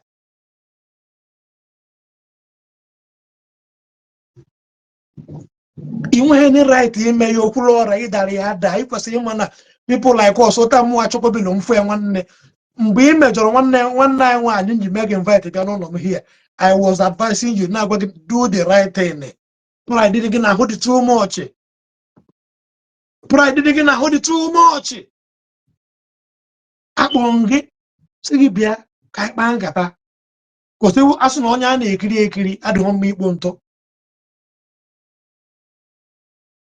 Okwuluora ị na-eche ma ya sị m na chọkọbiri na ama m efe ị na-ediri gwa m na ama m efe nwanne nne m zụrụ mụ. You don't need to tell me that. Gịnị dị gwa m ya na kwụsị ịma na onye gị na ya na-eme ka ihe ọmụ agbụrụ ọpụ iwe ka kpatara ego n'England. You gaghị abịa na my page him na agwa people I advise people to come to England. Come here and have a better life. Come here and change your family story. Come here and take your mom and your fathers away from people shaming them because of poverty. Then you go and show Okwuluora. She's in Nigeria, they're here. Or what do you call it? To give Scàm, not almost school, almost 300 million naira. While you know too well, and when he make it, even though the man was in the WhatsApp group, can more out come happy in here.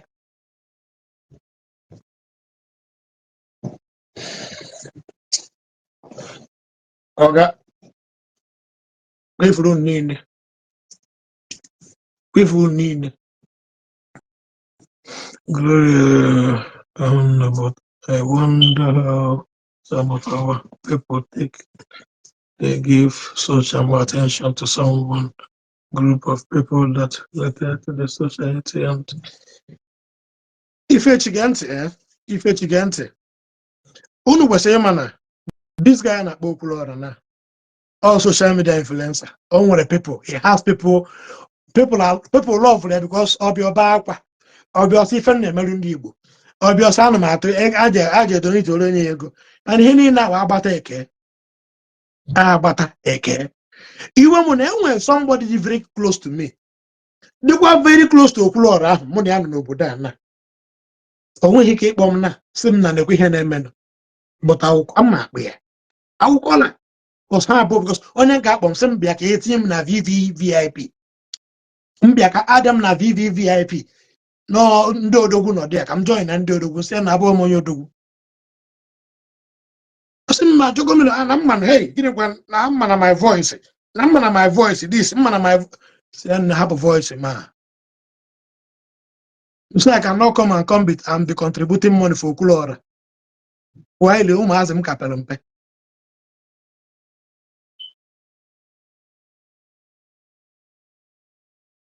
I'm saying ụmụazị m pere mpe nne did not add me to any WhatsApp group. Now I can need almost 500 million to train my children in England here to the level of the standard.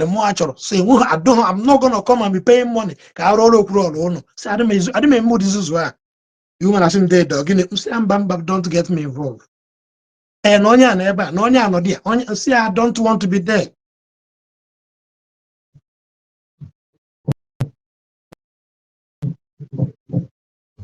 So I don't want to be there. So happen to me only who never happen to Maka. Happen to me, I don't want to be there. And this woman now, oh, when I did this thing, all the somebody woke me up around 5 a.m. yesterday morning just to cry. To cry to tell me that we had a man able to have a phone on how one, Nekwe go on Aproha. And I'm all to them and I'm not call all them or call from different people and I share my number. Mbonye bomb send a man in that group was no wonder.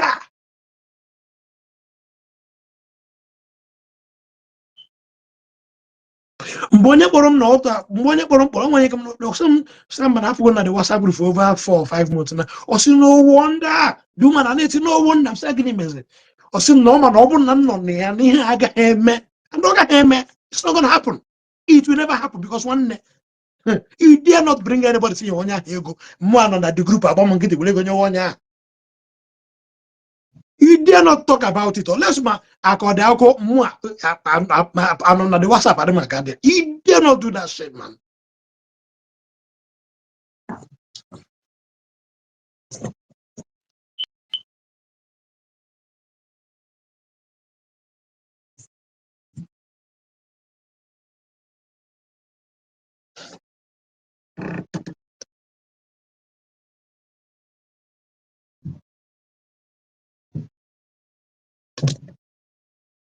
And when I said to quality go jabia, Tori go jabia, Tori go jabia, Tori go jabia.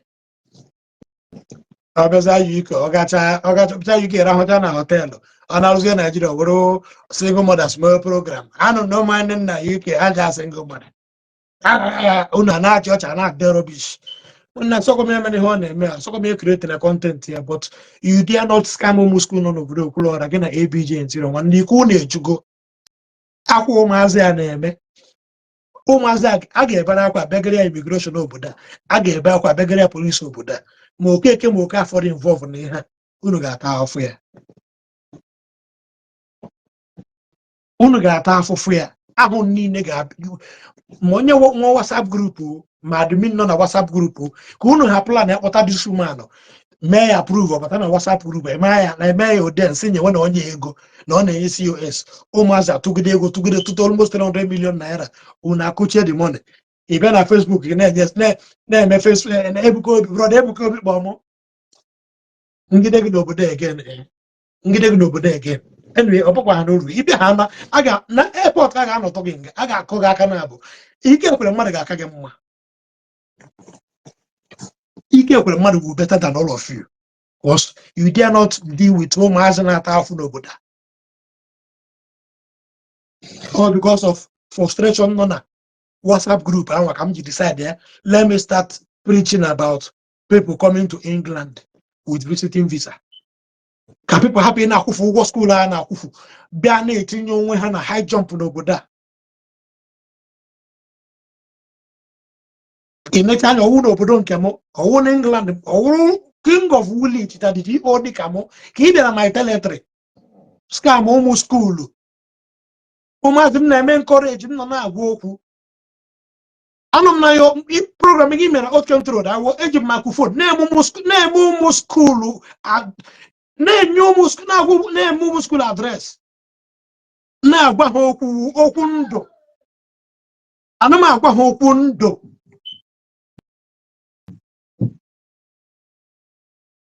ịbịazi ahịa onye ikonoba with ABJ interior unu anakọrọ ụmụ mmadụ ego ha gbafere onye ekwu okwu ewepụ na WhatsApp group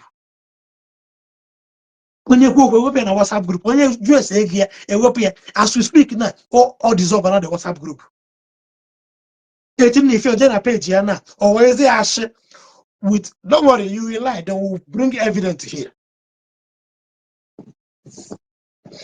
nwanna nwa big man I'm not aka mụ agbafere mana nwanna ụmụ nwa ogbenye I know what people go through here when especially almost school anwa I know what they go through.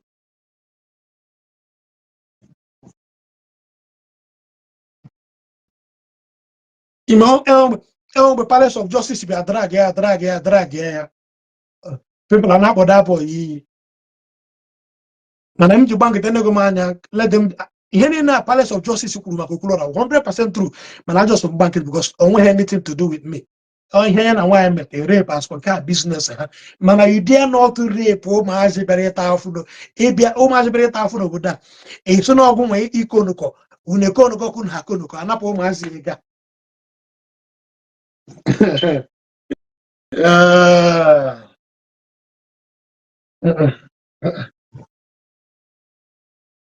mba.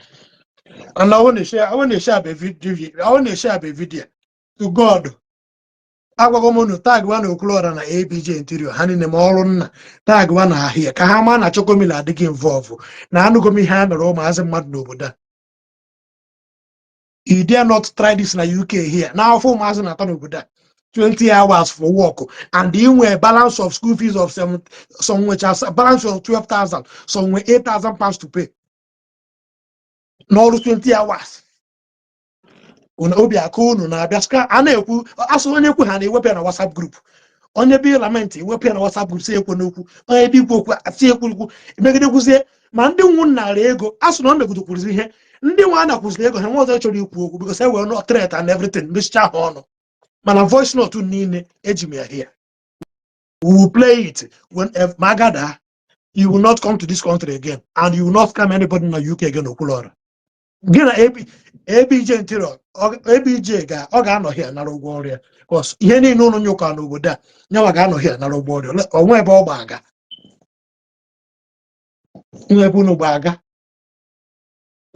gbaga ịma ihe unu ji ezemeze because I'm not very vocal mfu ihe kwuo mi otu o si dị. I don't look at anybody's face or no Okwuluora nọ here. Nwanne onye bụ Okwuluora mami ha ihe ọkwa nwa ogbenye ji social media take advantage of stick people na Nigeria. From there, people are not that ego. Then mbeza mwana we mtara akupata my own money. Mpuze anime ezi I don't get it.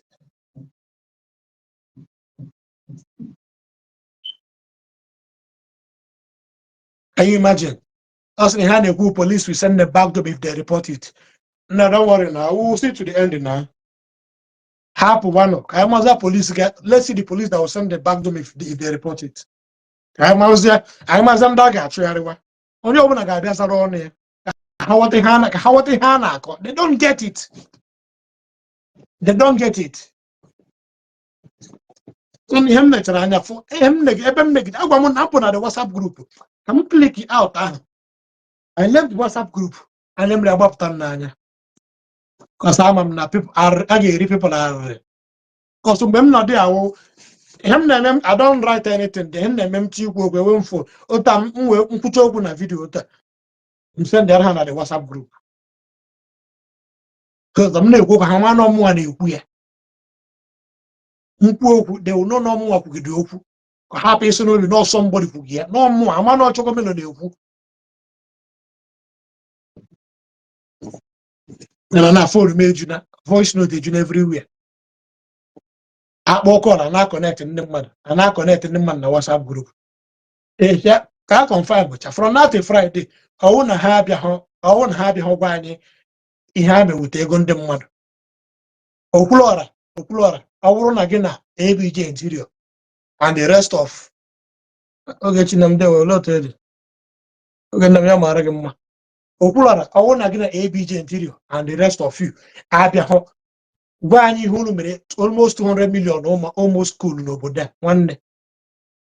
I got a big knock. A show need to reach in the UK. Eh? Airport I no together. You dare not deal with whom Igbo. No, but that you dare not. You dare not do that. You dare not. You dare not. You dare not. You dare not. Chaka.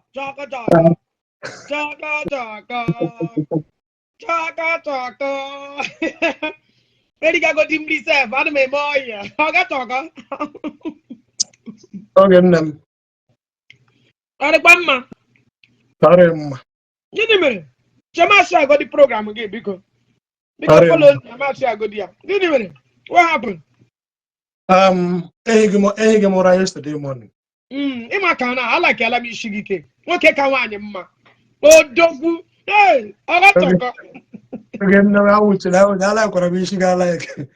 Namoto. Imano onye bụ adị real. Ịhụme ịhụtara m. Ahụ m ụgwọ ọkụ n'abalị a. Gịnị mere? Ịma na my page, ihe m na-akụziri people ụmụ ogbenye ibe m. I advise them to come to England. Anywhere na way. Once you batara obodo ị ga-survive. Because otu m si bịa, abịakwara m anywhere na way mecha survive. Wụrụ mmadụ, wụrụ landlord n'obodo a. Mgbem. Ihe m na-eji akpọpụ eji m page ụmụ ogbenye. I've got my reasons. Sure. Okwuluora. Okwuluora ka unu ma a na-akpọ Okwuluora Ndi Igbo. Okwuluora bịara England the first time. Or the first time, he created a group or created, which I made a video, I made a speech. Now one of the gathering I went at Tottenham. That video went viral. I want a video with viewers now. Video was with at least maybe 2 or 3 million viewers. Or more. But then I'm on my whole page.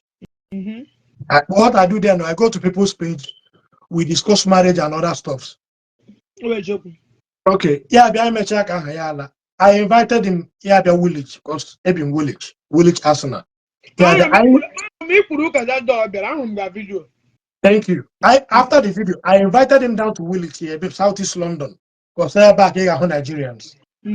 I took him to Okwuluora Village here. I took him there.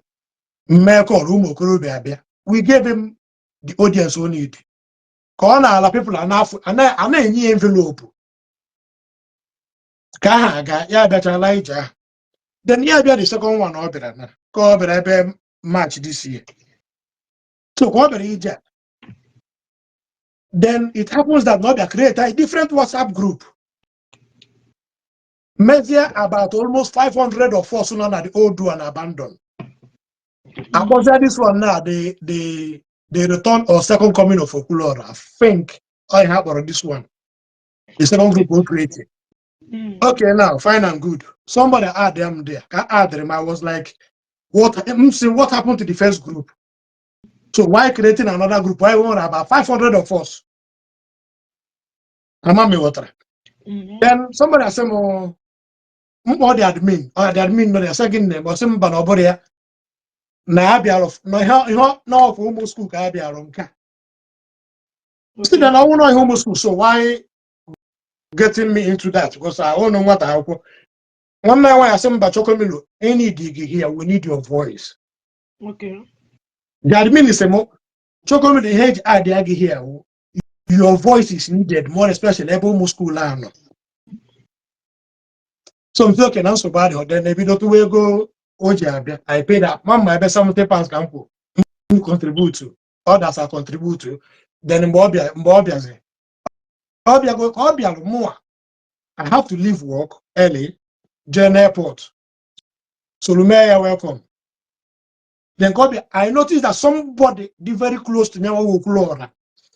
Mero any energy get a from Bobia the first time. The woman I know her there. Now, woman, I am not stupid. Go baby, go. Thank you.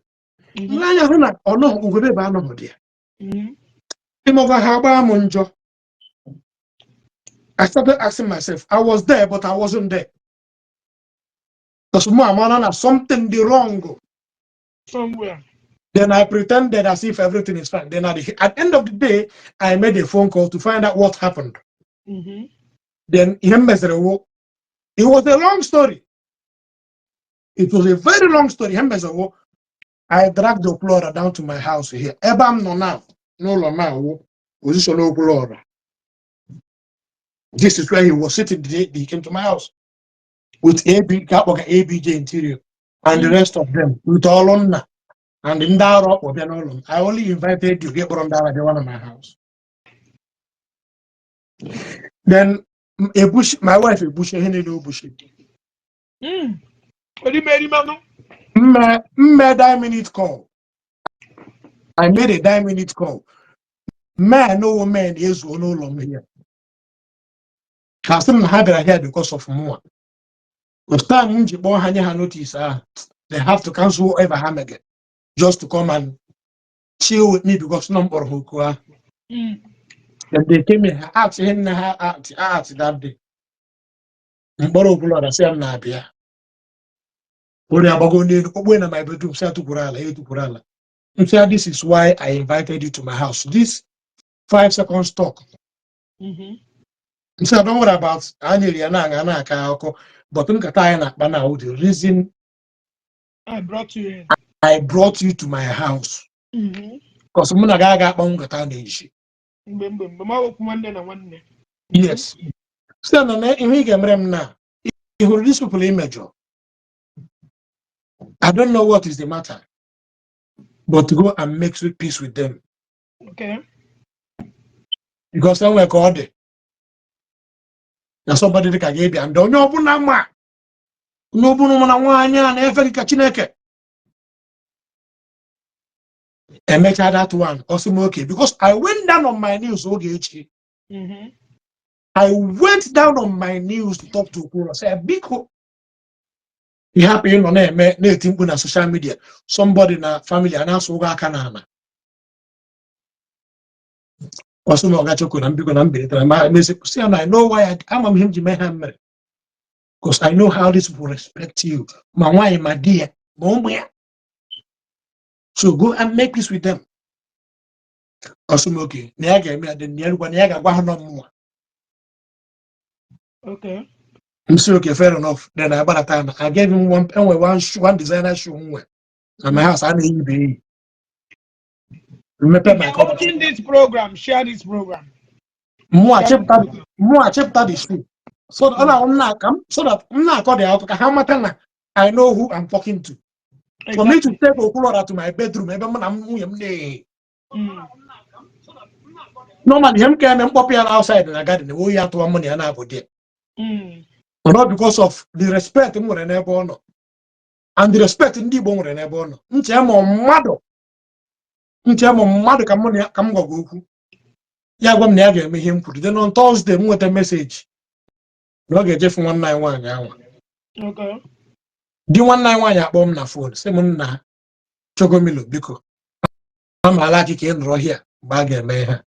You said they do so bad. Murka haro lot times we can amapata. Murchor gawadi. In a room there. This guy will show the other one. One thing they will show the hand. They can pay your bill forever. They can take care of you and take care of whomsoever sick in Oganako. If you with pride, Urokumukoni. I met that in Boyasiana and Rogana ABJ will jaw. Say the man eban and Hoja, the man eban you cook jaw. Money for this active pool one.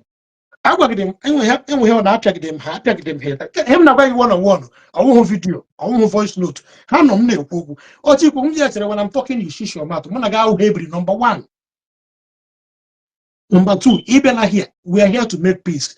Give with a pride it in room me. Unto that, nobody can tell you what to do. I met that thing. Jesus Rola. Then no, I'm not back the second. I know what I can be 11:32. About moto Latawa. At the Zamora yesterday morning. And we WhatsApp group who created. And can't go on here. I know get come there.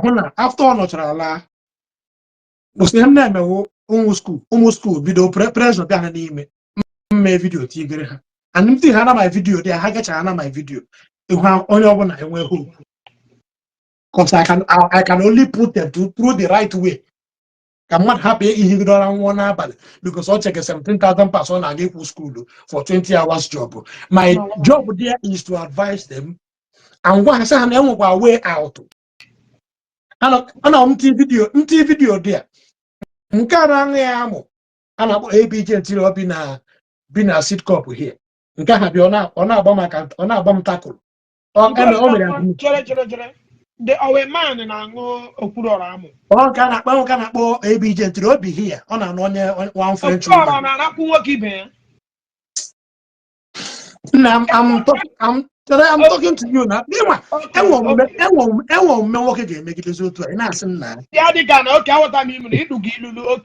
Even apart from that, the people know that the WhatsApp group with the very naka and then get on a video call. If you hear what is happy book we know. But the thing, okay, Kuma, because I don't then at the end of the day, onya from maybe 5:30, 16 kowoto.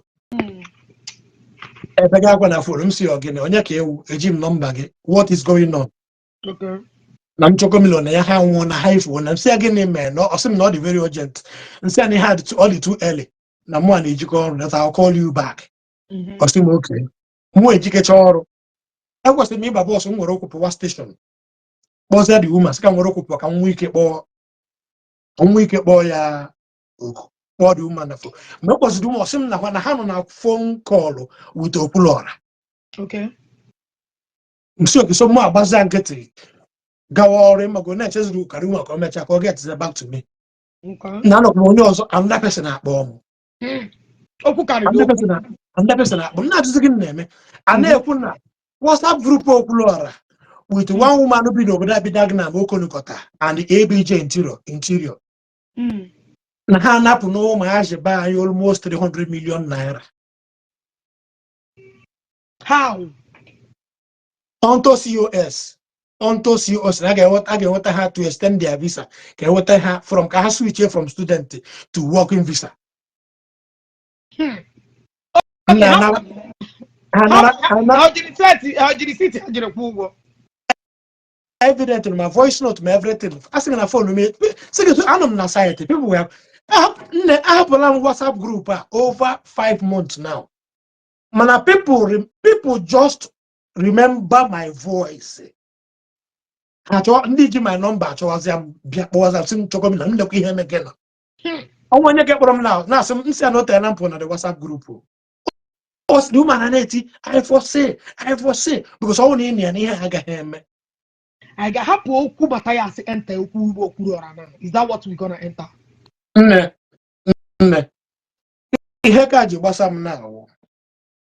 Because I advise people to come to UK to better their life and change the history of their family.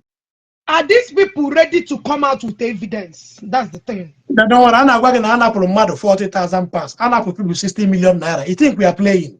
So it's not something to keep quiet now.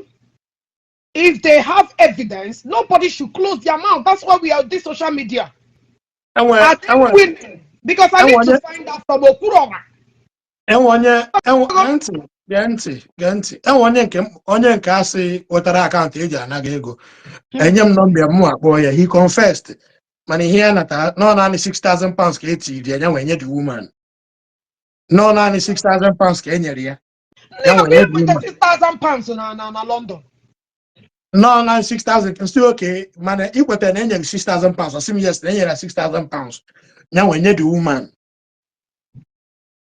I'm still getting what idea and here we'll go bring it.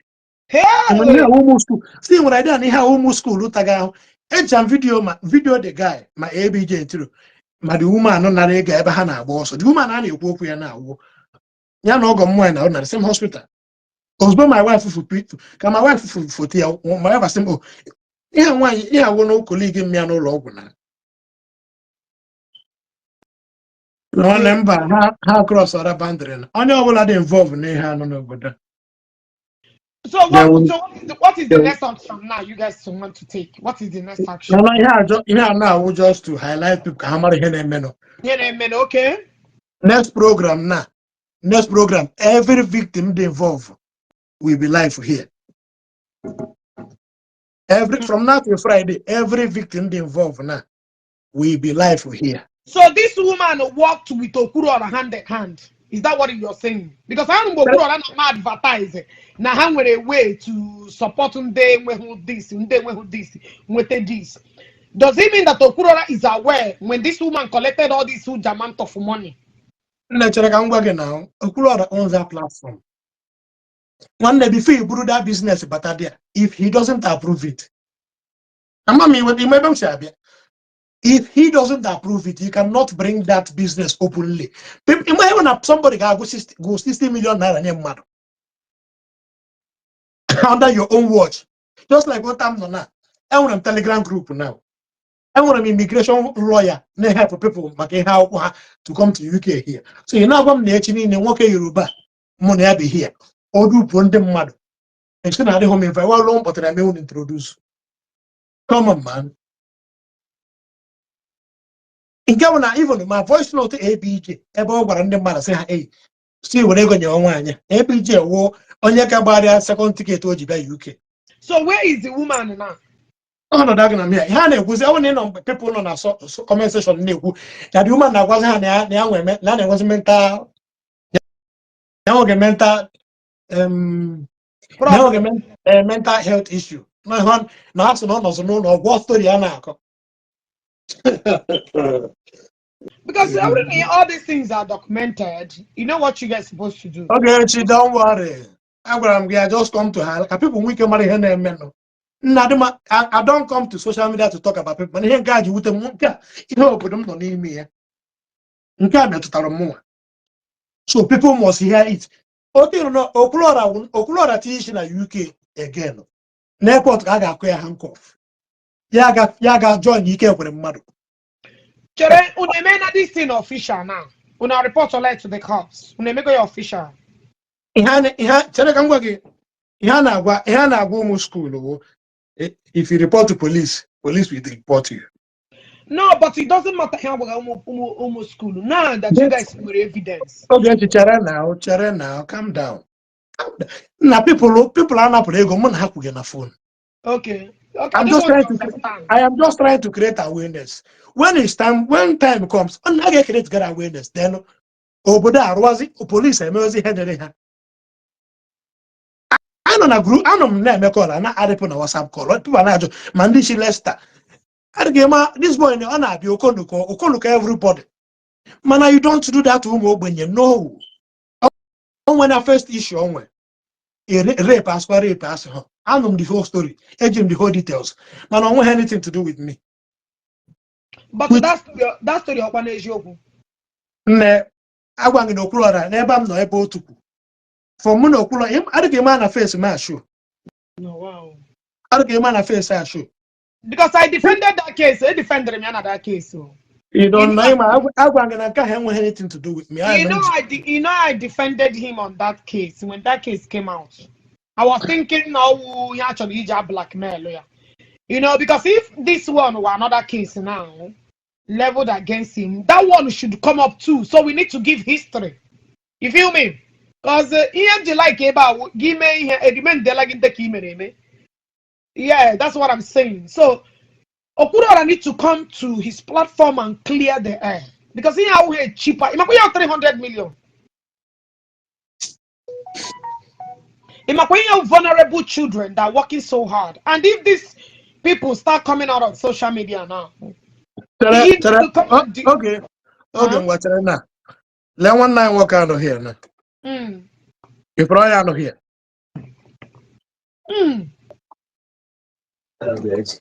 Only one night walking. Through my platform, 1 year, okay. He was coming to England. Okay.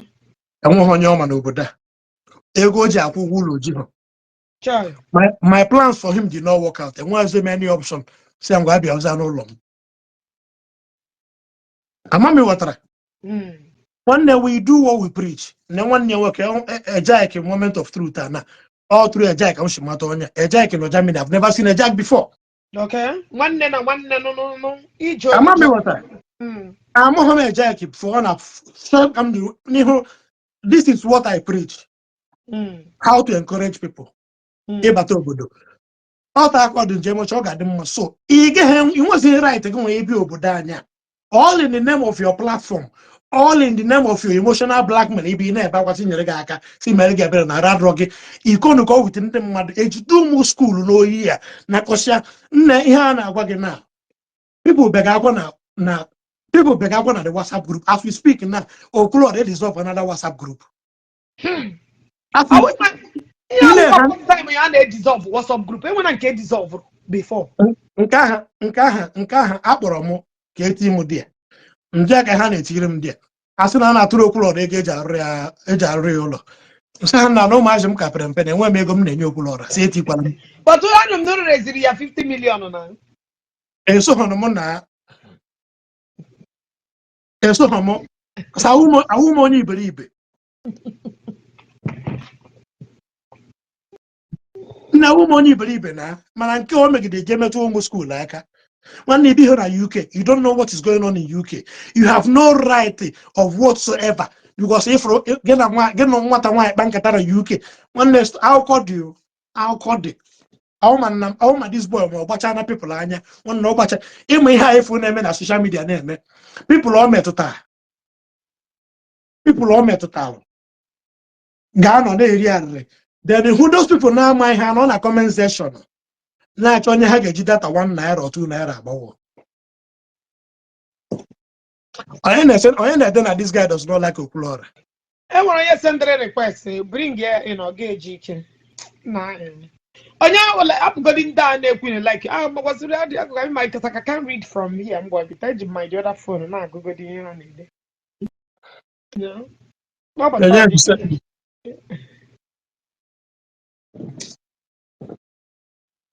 The Choco, the great man. Good evening, sir. Okay, good evening. My brother from another mother, how are you? Fine. Oh, my brother be here. They do this time, brother. I be here. Choco help. Cannot UK kita. Okay, Choco, God bless you. Anyway, No. I just say all about now. You know, I happen to be the person that said that this guy is a psychophant. I made that post. I think that was almost a year or something. He blocked me, you know. I'm not too sure whether the allegation are true or false. Nobody's sure. Nobody's perfect, actually. But the point remains that this guy, the emotional blackmail, will not penetrate. What I go? But it's unfortunate that all people now do so gullible. Choke, I want to send a request. Bring the now because Ebem no one comment to pro the blog combo. You remember that one lady with kidney problem about Matthias Isaac. So Matthias now went to that lady's profile. Fun on the share program and what God does do doesn't exist. And the other one, this I call that one movement Ijoma. You know the one I think maybe the husband or somebody in Germany by Ijoma, which all block go many times anyway, but good. So now that lady was sharing that video of all those pastors for healing. Now Matthias say, okay, you belong to these people that have the power to heal. Me, I don't have the resources to take care of you. I'm going to afford the transportation, the logistics, so that you go to Lagos and receive your healing. I don't know whether you know the lady. She's in the grave now. Now, Okwuluora jumped from nowhere and came into the sense and rescued that lady, which is good anyway. Then I made a comment. I asked Okwuluora, now you always cry that thousands of people on your neck begging you to help them. Why did you ignore those people inbox? Or this particular lady, her case had to go open. You will use the day we chase a cloud. I made a long note about that comment. Everybody go the comment, man. What I said is the truth. Or block come immediately. You know. Now, why can't you imagine that this guy be psychophant? Coupled with all those Skiba and all those JPAC and co. But their own is this thing. And all you use then another one who was in a Yamis exam here because of somebody ahunaya. And people believe you are not a doctor, you are not a nurse. So what is your business? Just like now, open my mother the sick. The only thing I can do is just to afford the money. I'm not going to miss my job or whatever because not the sick.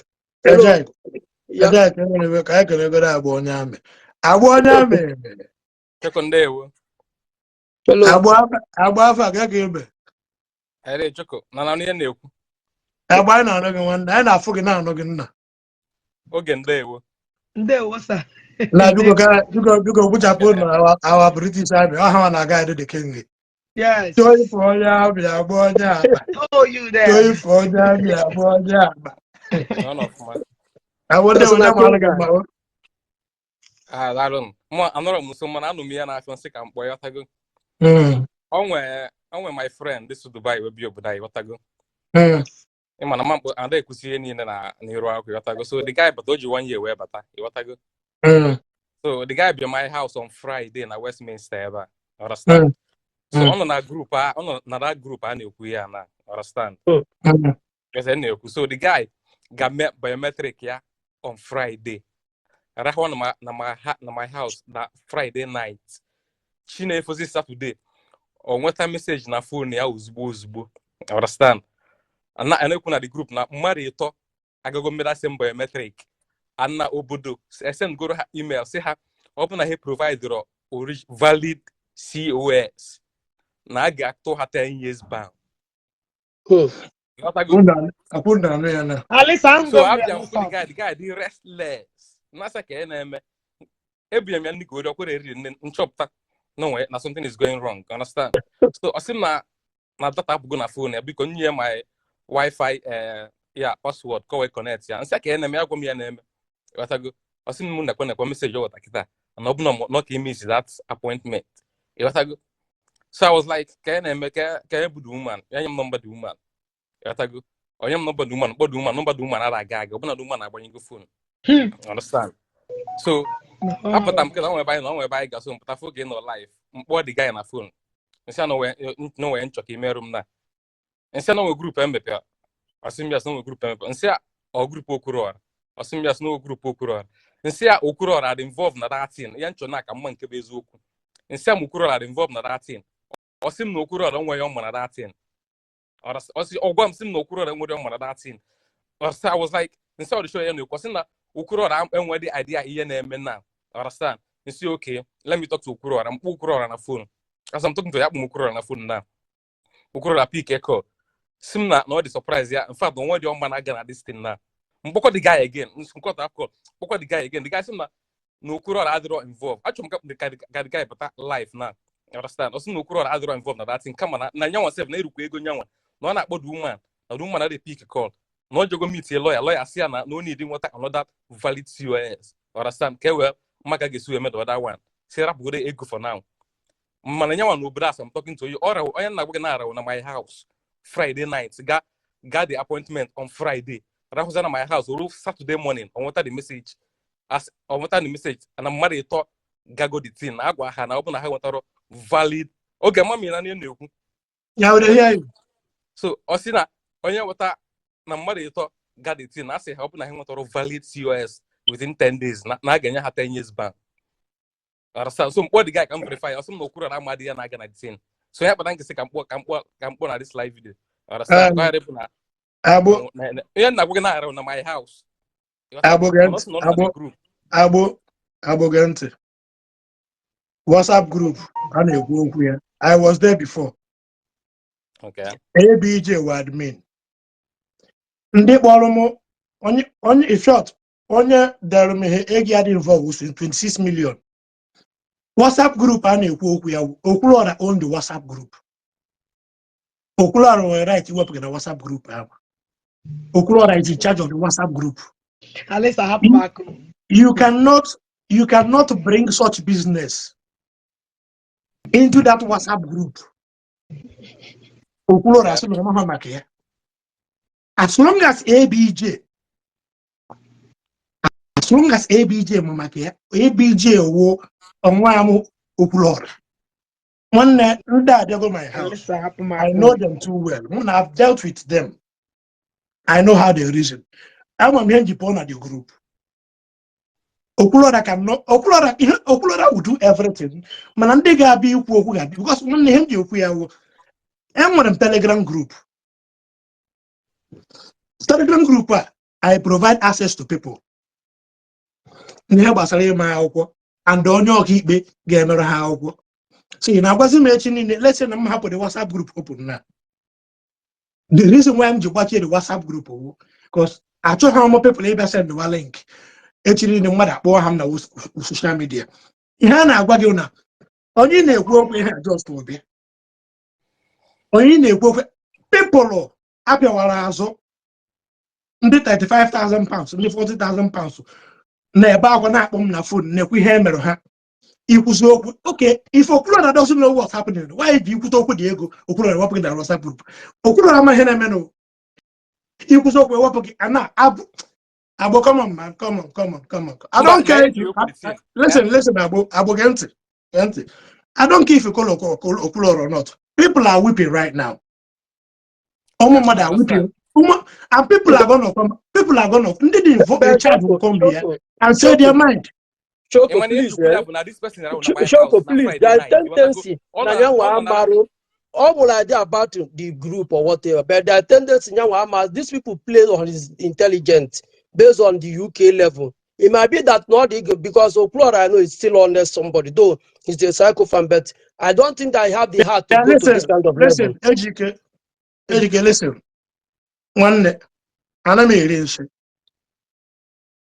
one other, and we have money, honest. More honest, Ota one give a UK now, this stranded. Abaham on your gate or but they were no. Since I probably not put brutal. I saw me joke outside. I had not money, honest. People one day can work at money. I remember they were no 9 year advice. Now where her game. You've never called me someone that one young boy again. Alpha since I want Kekos make go see Limni or hand up somebody honest. One man so moon and social media be about one the people I'm not people ego here. Unane work with honest under your own platform you create. On your pussy webia, on your webia, on your put away here, you webia. On your quick here, you webia. What's that? Ajum Makaya Kukitai. Also, near you webia, but they claim near go ha, Iwatago, Nande claim near go ha. Another WhatsApp group or another WhatsApp group. In he had you map another WhatsApp group. He had you map now. As the create another WhatsApp group, a bag on the treat the matter. Now, what every WhatsApp group in Hemelo? Una chose no that people know their money Hemelo. Una talking away from people's face. No, you couldn't deceive. No, people. On you couldn't deceive. In my end, you have on a live video on there. Only ya me affect around my house. Amara no na the group. Eri hega amara from information with it. Amara one night work out dual. And one night I choco each other camp work amara batan. Is that okay? No, don't worry. I go here.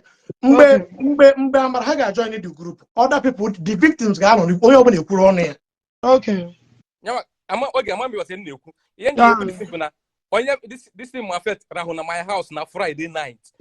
Saturday morning. On what a message. You want to go up on the boys here. Okwuluora are involved in this thing. Or some Okwuluora Amad Makeya. Niyo Okwuluora before Babu Mbobia. Abu Iwanyame na UK. You want a WhatsApp group.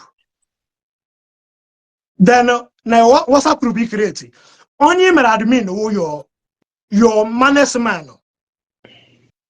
your right hand man na aracha gi ike ka imere admin gini a na-arụ one on one in that how the rupu go be na akụkụ Corona mechie nwanne agbo you don't know what is going on hapụ onye just si Nigeria bịa the same way eji mechi ụmụ school ọnụ si ikwu ebu na agba that is actually what's going on nwanne anyị nwa akarị ga egwu but Choco, who is threatening them that hapụ bula who is the person ABJ and the rest of them ndị bịa school na who is ADJ or ABJ nke o mere admin nke gbara ticket last time ọ bịa ị gaa na page ị ga-afụ ebe ọ na-emere advert nwanne agwa m hara adịmana ebe a na-aka akwa ọjọọ adịmana mmaji aka mpụ na the WhatsApp group nwanne etiri m there but I have to leave because I'm a normal school guy when I left and that was exactly what's going on now because someone on the WhatsApp group this will never happen. You need to reach out to Okwuluora back. We have a long way to go. You need to reach out to Okwuluora. There was some concern my brother brought out. No, she not that admin right hand man here. No, she not they are aware of this thing. So can you took a little brief about that because I want to call it. I don't want to know because it's somehow what I go because I told me how Matthias. Choco me I'm a me one or two Matthias. Okay. I don't want to leave Okay. Matthias talker. I'm new one to Matthias. Eh? Okay. I don't have Matthias. You want to go? So, money. Okay, guys. Okay, guys. Okay. Okay, metotram. Okay. Oh, my God, I deal with it. Oh, my God, keep it to them can deal with Matthias. You want to go? Now we deal with Matthias case. Deal with it. Okay, okay, Matthias na-ekwu. Yeah, Matthias. I'm interrupt because Okay. and we have to deal with it.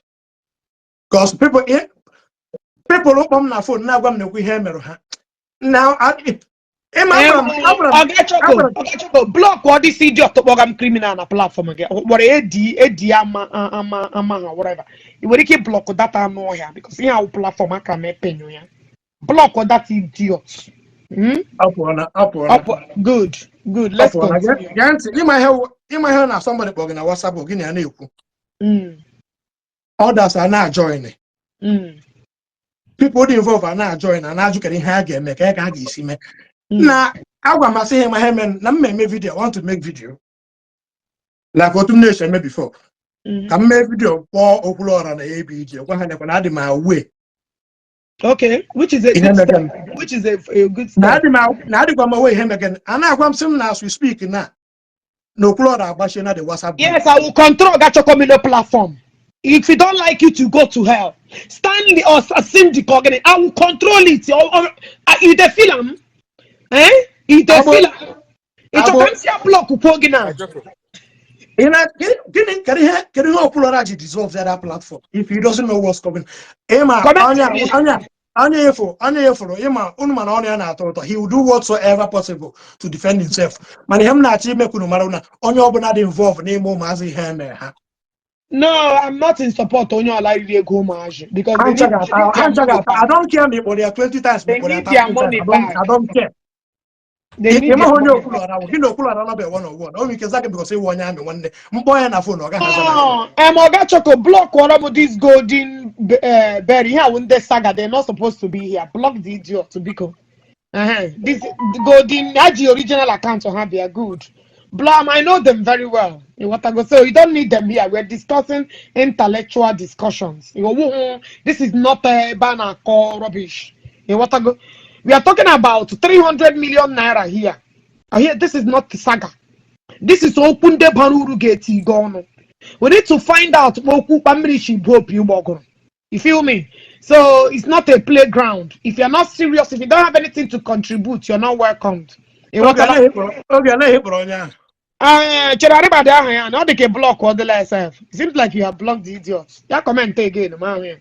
You feel me? So we are talking about children who suffer and made their money. So we need to find out from Okwuluora. So okay. According to you, Okwuluora, I understand. No, they create another WhatsApp group for the team affect so that they are aware of it. So how did he know that they have created another? No, I want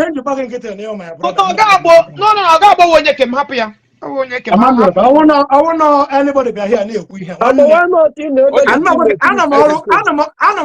day. All people from net. We are talking about 200 and something thousand pounds. Can you go? We have to go on that platform. Yeah, 200 and something thousand idea. Where go with it? I don't support AGE, but since you were at this live video, the person on my affect around my house. I'm on your send you. I'm on each boy you're singing. No, you don't get the point. Let us come and address the word. So can people matter? I'm not going to share my house. 300 and 200 something million. You know? Understand? Shoto will block you if he misbehave. He will block you if you don't have any reasonable thing to contribute. You are going to be blocked. And the way he came about it, you are talking about 300 million naira here. That's another thing. Is that do you know that? Do you know that when they talking about their money? Do you know that when they got committed suicide because of this thing? It can go easy. And you're here to talk about rubbish.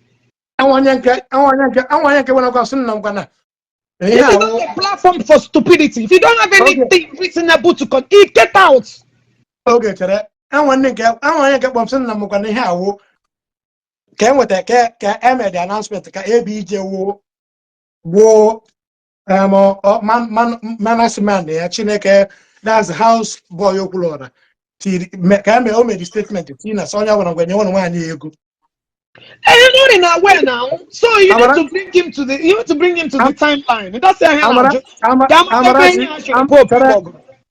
Amarachi, I want you to join the live video. You can join. I want you to show your face. But I need the busy Amarachi. You can join the live video. Can we put for us? Okay. Amarachi, I want you to join. Tell them yes. Can we put for you? Okay. If you got na COS call for the option. It has to make call back home.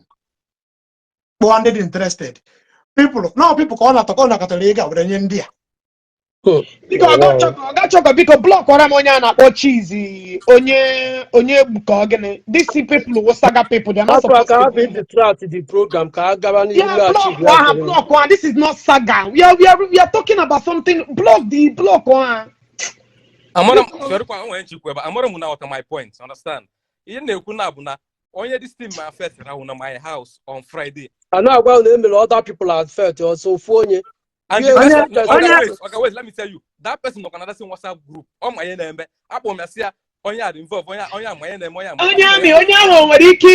His or her own version of the story here. Can that person come and say the part? My house Friday, not Saturday. Okay, where you keep place on call. You want to keep place on call. Because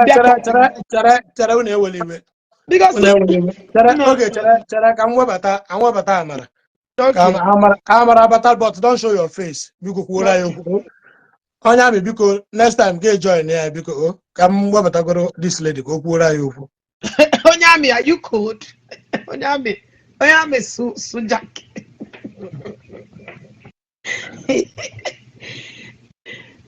Let me tell you, people would like to join. Okay, go ahead. Go ahead. Amara, go ahead. Good evening, everyone. Mm-hmm.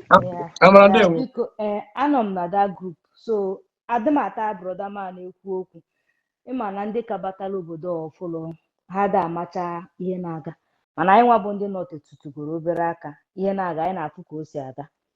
O nwere ike ma Okwuluora adịrọ aware of the thing na-eme ghọta. O nwere ike ma ya dị na ọ bụrụ coordinate ka a narụ ji ego, mana ịma na otu mmadụ ga-esi wee mezi omume asịzie na aka ya dị ya.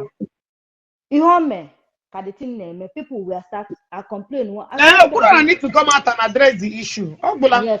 And somebody nwe voice ọ bụ maka gị ka many people do join the group, and because of na this thing the group be something be na that platform. Imagine na ha agụ messages a na-aga before people ebido commit with their money.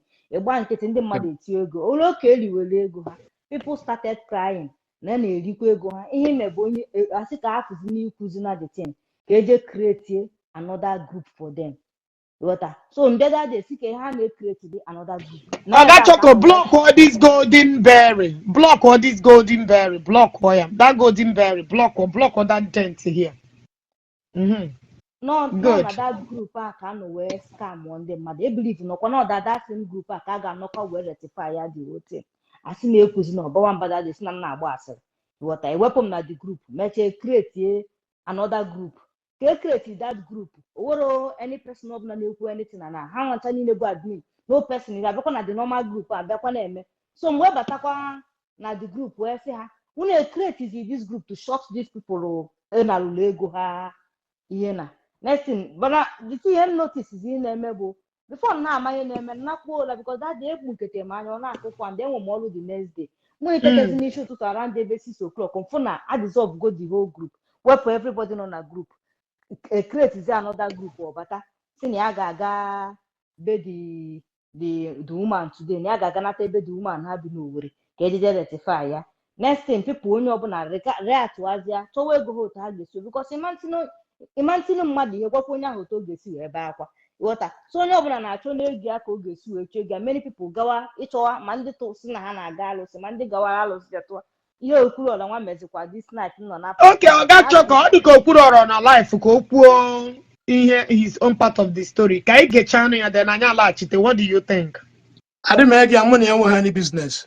No, ka ịnụkwa chere No, Oga no, Choko. Okay, you can. you want platform without you knowing what is going on from day one. Chere godi. Ọta. Ịma asị jụrụ Because azala otu bụ chere godi my brother. Anyị nụrụ ihe ọ ga-ekwu denu ihe ahụ o kwuziri ka ị ga-ejide pụta hia mara ebe ihe ọ saidịrị. Ịnụchazie nke ọ na-ekwu na gas ga marazie ebe ọ galara ebe ọ galara.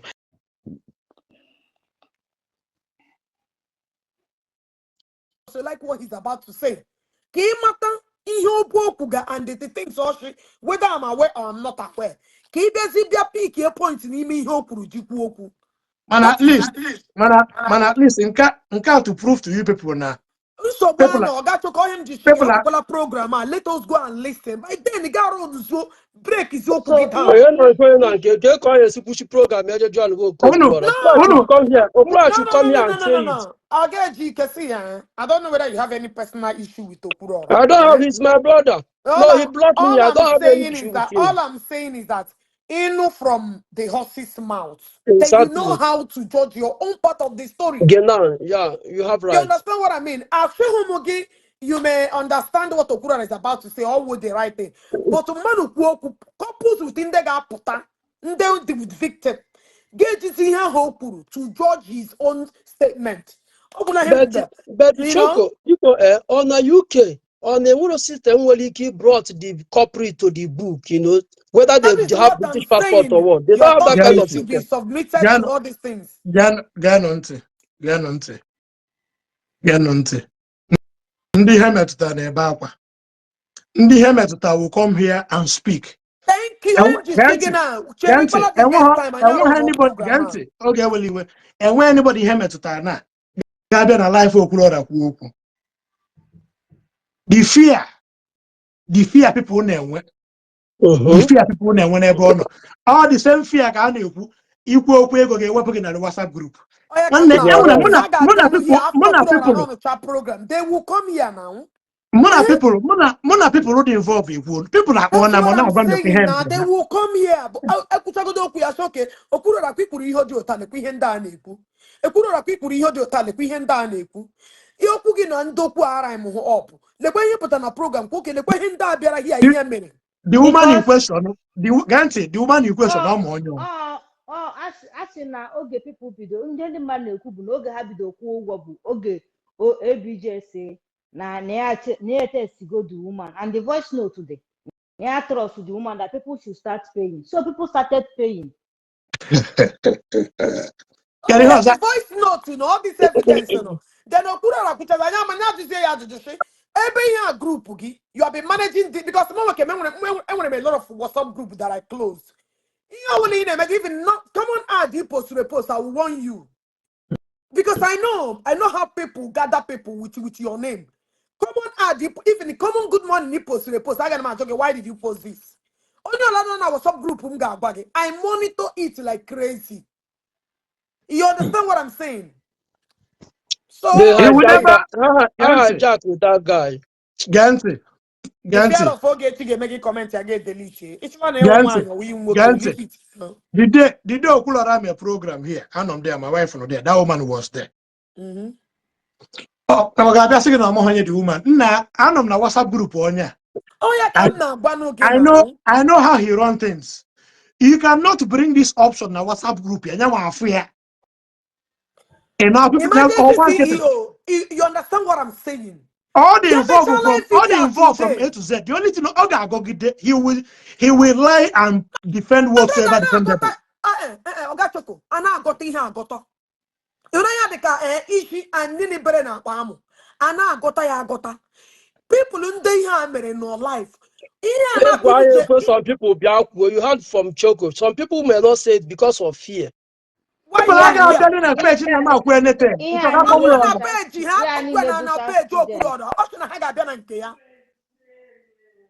No. People will come and program here. Oh, wow. That is why let's hear from me first. I'm gonna push you, Bega. Ono Shimba. People were rushing that guy. I know that they are going to hijack him. Of course, now when you don't have something tangible doing, people are going to hijack your vision. That's what will happen. Now you have the difference between Matthias and some of these guys. Now you can't hijack him. You have something tangible doing. Some of you people try to hijack him, but see that it doesn't work. Okay, once over, I'm not here.